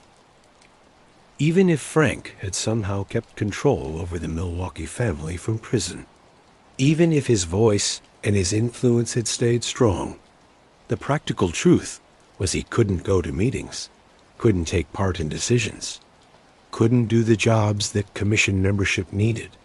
Before starting his federal prison sentence, Frank put his brother Peter in as acting boss of the Milwaukee family, just as Peter had served during Frank's earlier imprisonment. This was both a practical decision and an expression of trust and family loyalty. Peter could be counted on to keep the organization going, to protect Frank's interests, to make sure there would still be a Milwaukee family for Frank to lead if he ever got his freedom back. But the truth was the Milwaukee family was in serious decline. The Strawman prosecutions had put in prison or seriously hurt much of the family's leadership. Soldiers and helpers were feeling down, facing their own legal problems, worried about informants among them. Income was down as police pressure made it hard to run the usual rackets. Younger generations were less interested in joining an organization that seemed to lead straight to prison. The American Mafia as a whole was going down by the mid-1980s, and the Milwaukee family's problems were especially bad. Frank Balistrieri had been the glue holding the organization together, had been the source of its power and influence. With Frank in prison, with his sons also in prison and disbarred, with much of the organization's leadership found guilty or under charges, the Milwaukee family was close to ending as an independent criminal organization. As Frank started serving his prison sentence, he had time to think about his life choices, about the path that had led from a childhood in Milwaukee's Third Ward to college and law school to becoming Mr. Big to federal prison. He had achieved power, wealth, respect at least from those who respected mob bosses. He had raised a family, had seen his sons become educated professionals. But he had also pulled those sons into criminal activity that destroyed their professional lives and sent them to prison. He had left a trail of victims, people who had been scared, extorted, hurt, killed. He had made himself rich through theft from casinos and from Teamsters, members whose pension money had been lent to Alan Glick. Whether Frank felt regret, whether he questioned his life choices, whether he wished he had used his intelligence and education for legal purposes, remains unknown. The Mafia Code emphasized being tough. Pride, following, mob bosses didn't apologize, didn't show regret publicly, didn't admit they might have made mistakes. Even in prison, even having lost everything, Frank Balistrieri kept his identity as a mob boss, as a man who had lived by a code and wouldn't betray that code even in defeat. But prison was taking its effect on Frank's health. The stress of prosecution, of imprisonment, of seeing his organization destroyed and his sons put in prison, affected him physically as the years passed. As Frank stayed in federal custody, his health began to fail. The man who had once been the Mad Bomber, who had controlled Milwaukee's underworld with ruthless efficiency, who had nearly gotten a seat on the Mafia Commission, was getting old and sick in a federal prison cell. The imprisonment of Frank Balistrieri marked the start of the final part in his life story. At an age when many men are enjoying retirement, spending time with grandchildren, traveling, enjoying the rewards of decades of work, Frank was behind bars in a federal prison, serving sentences that added up to more than 20 years sentences that, for a man in his 60s, effectively meant life in prison. Life in federal prison for a mob boss was complicated. On one hand, Frank was no longer free, no longer able to enjoy the lifestyle he had built, no longer able to do business from his table at Snug's restaurant with his red telephone at hand. On the other hand, mob bosses often commanded respect even in prison. Other prisoners knew who he was, knew his reputation, gave him special treatment. But Frank was also in danger in prison. Mob bosses serving long sentences sometimes faced pressure from prosecutors who believed cooperation might be possible if the pressure was enough. Prosecutors might approach Frank with offers lower sentences in exchange for testimony against other mob figures, against crooked officials, against anyone who had been involved in his various criminal businesses. For Frank Balistrieri, cooperation was unthinkable. Omerta was not just a rule. It was an identity, a way of understanding yourself and your place in the world. Mob bosses who cooperated, who became government witnesses, were seen with hate not just by their former friends, but by their families, their communities, and themselves. They had betrayed everything they claimed to believe in, had broken the most sacred code of La Cosa Nostra. Frank had lived his whole adult life as a member, and finally as a boss of a mafia family. He had risen to power through loyalty, through violence, through making money, through showing he was trustworthy and would never work with authorities. To break omerta now, after decades of following, after a lifetime of criminal activity, was impossible for Frank. He would serve his time, would keep his silence, would go to his grave without cooperating. But keeping silence didn't mean Frank was passive or accepting of his fate. He had lawyers working on appeals, looking for legal mistakes in his prosecutions, searching for any reason to overturn his convictions or lower his sentences. He kept communication with his brother Peter, who was serving as acting boss, trying to save what remained of the Milwaukee family's operations and influence. The truth, though, was the Milwaukee family was dying. The Strawman prosecutions had been devastating, not just to Milwaukee, but to all the families involved. Kansas City had been especially hard hit. The whole leadership of the family was in prison, and there was no clear plan for who would take over. The family's operations were largely shut down, with remaining members trying to keep low profiles to avoid extra prosecutions.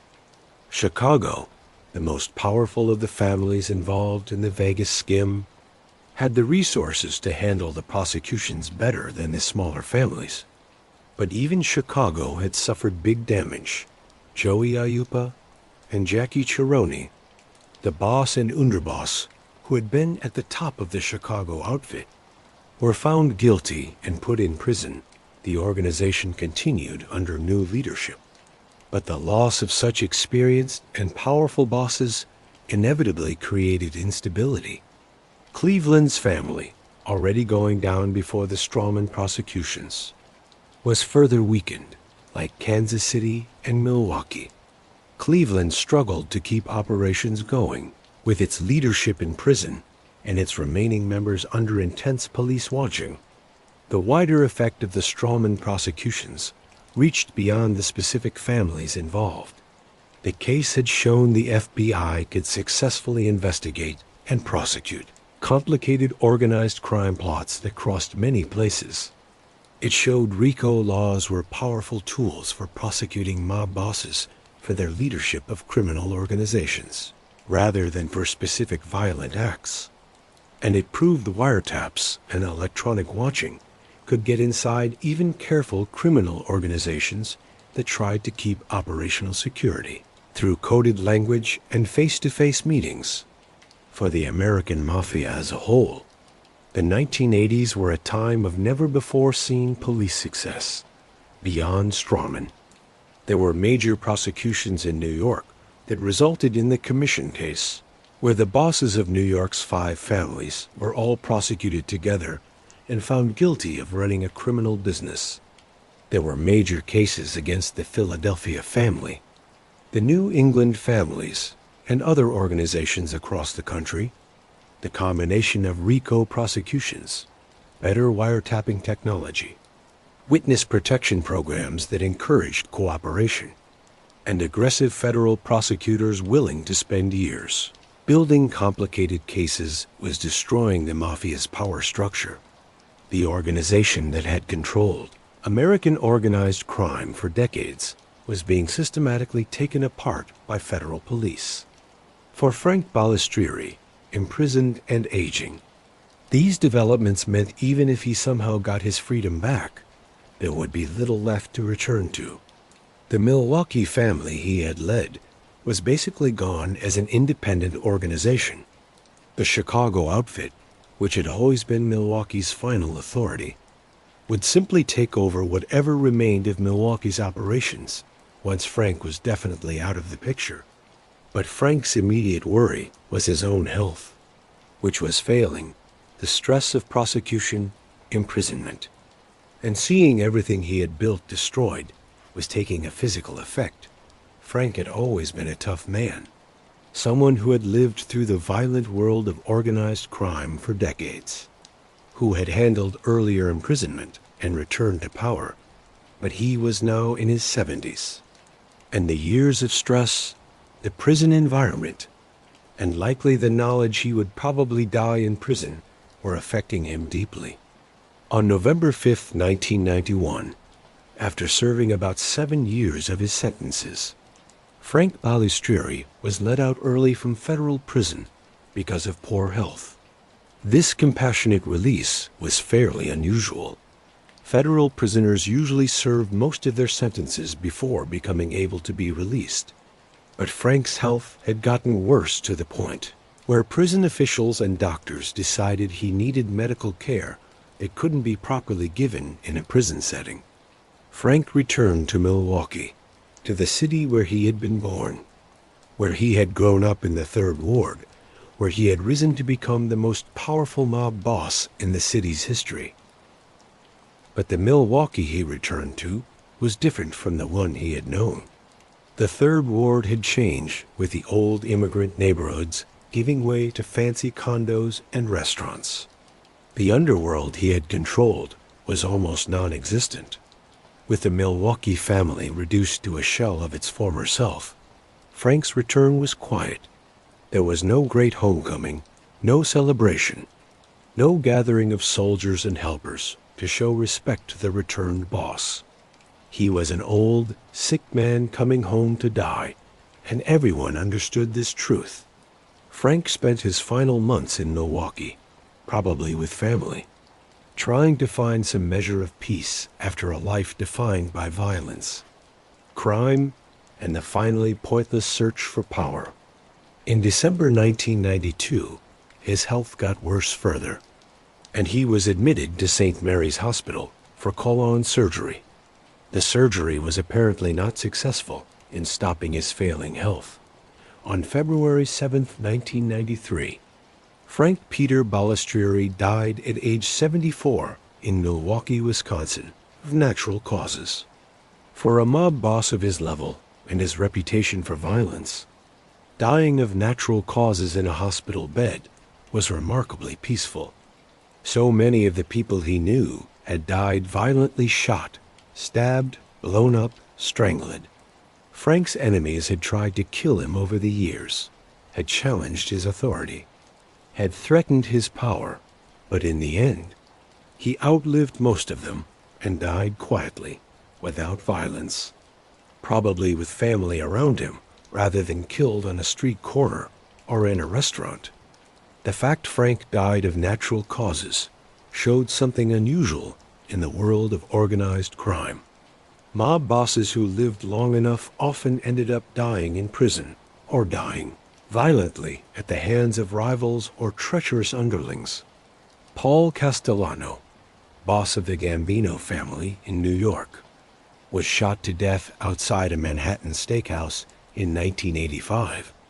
Carmen Galante, boss of the Bonanno family, was shot to death in a Brooklyn restaurant in 1979. Tony Accardo, the Chicago boss who had judged fights during Frank's rise to power, was one of the few who died peacefully of natural causes in 1992. Just months before Frank's own death, Frank's peaceful death might have given some comfort to his family. At least he hadn't been gunned down, hadn't died violently as so many mobsters did. But his death also marked the definite end of the Milwaukee crime family as an important organization. With Frank gone, there was no one with the level, the connections, or the ability to lead Milwaukee's organized crime operations. After Frank's death, the Chicago outfit effectively took over whatever remained of Milwaukee's rackets. The Milwaukee family stopped existing as an independent organization, becoming instead just a crew within the Chicago organization. This takeover by Chicago was the unavoidable result of decades of Milwaukee working under Chicago's authority, but it also showed the failure of Frank's dream to build Milwaukee into a powerful independent family that could stand on its own. The result of Frank's death included family fights over his estate. His daughter Benedetta filed a lawsuit about the family fortune, what remained of it after legal fees, fines, asset seizures, and the costs of fighting several prosecutions. A family Frank had tried to provide for, that he had claimed to be protecting through his criminal activities, was broken by fights over money and property. Frank's sons, who had served their prison terms and been let out, faced the challenge of rebuilding their lives after disbarment and imprisonment. They could never practice law again. They carried the shame of being Frank Balistrieri's sons, of having been involved in organized crime, of having been found guilty and put in prison. Whatever legal chances might have been available to them if they hadn't followed their father into criminal activity, were now close to them forever. The wider effect of Frank Balistrieri's life and career on Milwaukee was important. He had brought national attention to Milwaukee organized crime through the Vegas skimming case. He had shown that even a medium-sized Midwest city had a real mafia family able to take part in major criminal businesses next to families from New York, Chicago, and Kansas City. But he had also brought down that organization through his ambition, his violence, and his involvement in plans that inevitably brought intense federal attention. The effect on Las Vegas was equally important. The Strawman prosecutions had helped clean up the casino business by showing mob control of casinos would not be allowed. The prosecutions had shown even clever plans involving front men, Teamsters loans, and skimming operations could be found and prosecuted successfully. The time of mob-controlled casinos was definitely ending, with big company ownership becoming the norm and gaming authorities getting more and more clever in stopping criminal takeover. The Teamsters Central States Pension Fund, which had been used as the mob's bank to finance the Vegas casino purchases, came under increased watching and finally under federal control. The pension fund's managers who had approved the questionable loans were removed. Changes were made to make sure pension money would be invested carefully for the good of union members, rather than being taken for mob plans. The Strawman case had exposed the corruption of the pension fund and led directly to changes that protected workers' retirement savings. For federal police, Frank Balistrieri's prosecution was an important victory in the wider war against organized crime. The Strawman case had shown how well RICO laws, electronic watching, and investigations crossing many places could work. It had shown mob families could be gotten inside, understood, and prosecuted even when they tried to keep operational security through omerta and careful practices. The methods developed and improved during the Balistrieri prosecutions, the use of wiretaps, the coordination between FBI field offices in different cities, the clever financial study of casino operations, the building of cases targeting whole organizations rather than single crimes became models for future organized crime prosecutions all over the country. The story of Frank Balistrieri is finally a story about the rise and fall of American organized crime in the second half of the 20th century. His life covered the time from the years right after Prohibition, when the Mafia was making its power stronger and diversifying its operations, through the golden age of mob influence in the 1950s and 1960s, and into the time of police success in the 1970s and 1980s that effectively destroyed the Mafia's power. Frank was born into a world where organized crime seemed like a possible path to success for a bright, ambitious young man from an immigrant family. The legal system appeared unable or unwilling to effectively fight organized crime. Corruption was everywhere, with police, judges, and politicians often on the mob's payroll. Omerta was strong.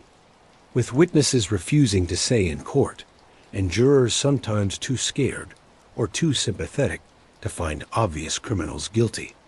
The Mafia controlled unions, controlled politicians, controlled whole industries, and seemed untouchable. For decades, this truth held. Frank rose through the ranks, became boss, built his empire, took part in one of the biggest criminal plans in American history, and lived well while doing it. He enjoyed power, wealth, respect from his underworld friends, and the satisfaction of having achieved success by his own definition. He was indeed the most powerful man in Milwaukee. But Frank also lived to see that world destroyed. The federal government made new laws designed especially to fight organized crime. RICO laws made it possible to prosecute whole organizations rather than single crimes. Witness protection programs encouraged cooperation by offering safety to informants and their families. Electronic watching technology improved to the point where wiretaps could capture evidence that didn't depend on witness testimony. Federal prosecutors got more and more clever, willing to spend years building complicated cases, coordinating investigations across many places, and using creative legal ideas to charge mob bosses with crimes that had earlier been hard to prosecute. The younger generation of Americans, even those from Italian immigrant communities, more and more rejected organized crime as a path to success. The Mafia had always depended on recruiting young men who saw criminal activity as more attractive than working-class legal jobs. But as legal chances grew, as education became more available, as unfair treatment against Italian Americans decreased, fewer young men were interested in joining the mob. Why risk prison and violence when legal success was possible? Frank's own sons showed this tension. They had been educated, had become lawyers, had the chance for successful legal careers, but they had been pulled into their father's organization, had used their legal skills to make criminal activity easier, and had finally been put in prison and professionally destroyed. Their story showed the cost of organized crime to families, to communities, to individuals who might have lived productive, legal lives but instead followed their fathers into criminal businesses. The Milwaukee crime family Frank had led basically died with him. While there may have been a few remaining members, maybe some people who still identified as part of Milwaukee's organized crime history, the family stopped working as an important criminal organization. The Chicago outfit took over whatever operations remained worth keeping, treating Milwaukee as just a location within their area rather than as the home of a friendly but independent family. This takeover by Chicago showed the final failure of Frank's ambition.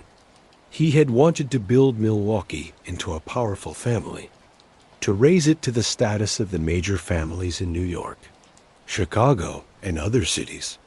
He had wanted a seat on the Mafia Commission, recognition as one of the most powerful bosses in the country, but instead, his ambition and his involvement in plans like the Vegas skim had brought intense federal attention that destroyed the organization he had spent decades building.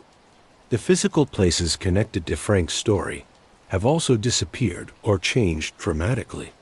Snug's restaurant, where Frank held court at his regular table with his red telephone, no longer exists. The Shorecrest Hotel, which was central to many of Frank's operations, has been changed to other uses. The Third Ward neighborhood where Frank grew up has been completely changed, turned from an immigrant area into a fancy district of condos, restaurants, and art galleries. The physical Milwaukee Frank Balistrieri knew has vanished, replaced by a modern city that looks little like the world he lived in. The Las Vegas casinos that were central to the skimming operation have changed ownership many times. The Stardust, which was the main focus of the skimming plan, was finally destroyed in 2007 to make way for new building. The time of single ownership of major casinos has given way to big company ownership by huge gaming companies. The Teamsters no longer have important influence in Las Vegas. Gaming regulation has become more and more clever and professional. The world that made Frank Balistrieri's criminal career possible has basically disappeared. The combination of effective federal police changed social conditions, increased legal chances for working-class Americans, and the aging and imprisonment of the Mafia's leadership has resulted in organized crime's decline to a shadow of its former influence. But Frank's story remains important as a look into a particular time of American history. His life shows how organized crime worked, how mob families were structured, how bosses kept power, how criminal businesses made money, and finally how federal police learned to fight organizations that had once seemed untouchable.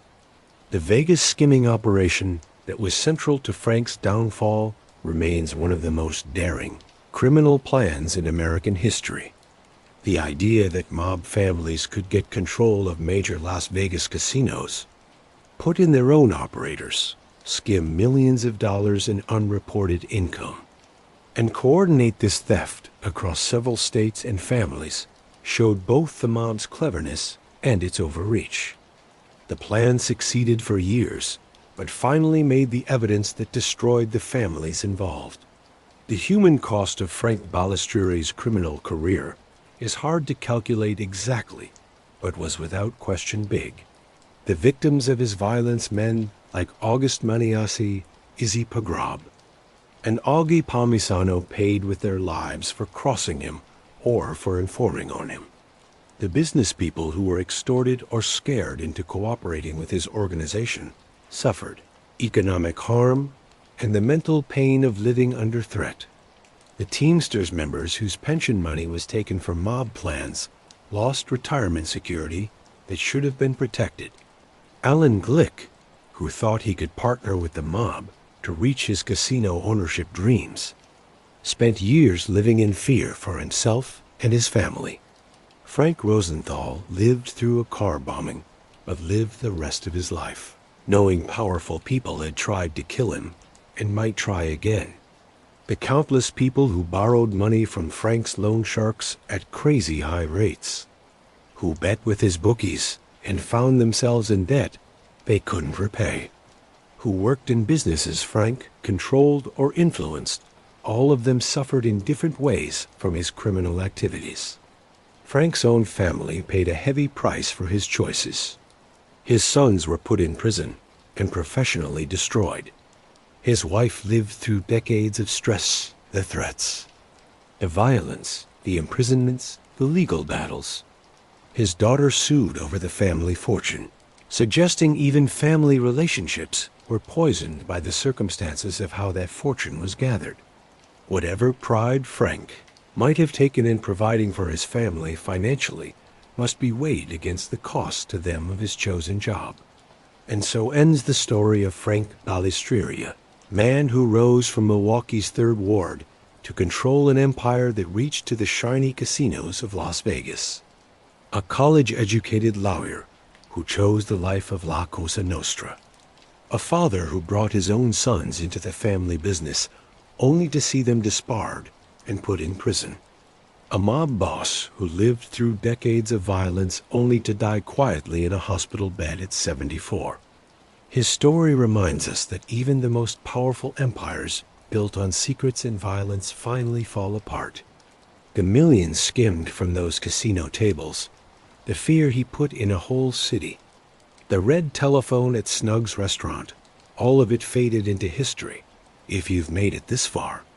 Thank you for spending this time with me exploring one of the most interesting, yet not well-known stories in American modern history. What part of Balistrieri's story surprised you the most? Was it the Vegas connection, the Donnie Brasco meeting, his college education and law school background? Let me know in the comments below. I read every single one. If you enjoyed this deep look into the life of Mr. Big please think about subscribing to this channel. We bring you along.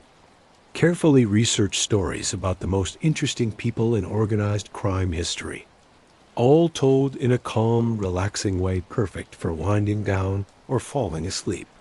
Hit that like button if you learned something new tonight, and share this video with anyone who loves true crime or mafia history.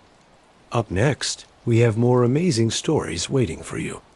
The world of organized crime is huge, and we're just getting started. Thank you for watching. Sleep well, stay curious. And I'll see you in the next story. Good night.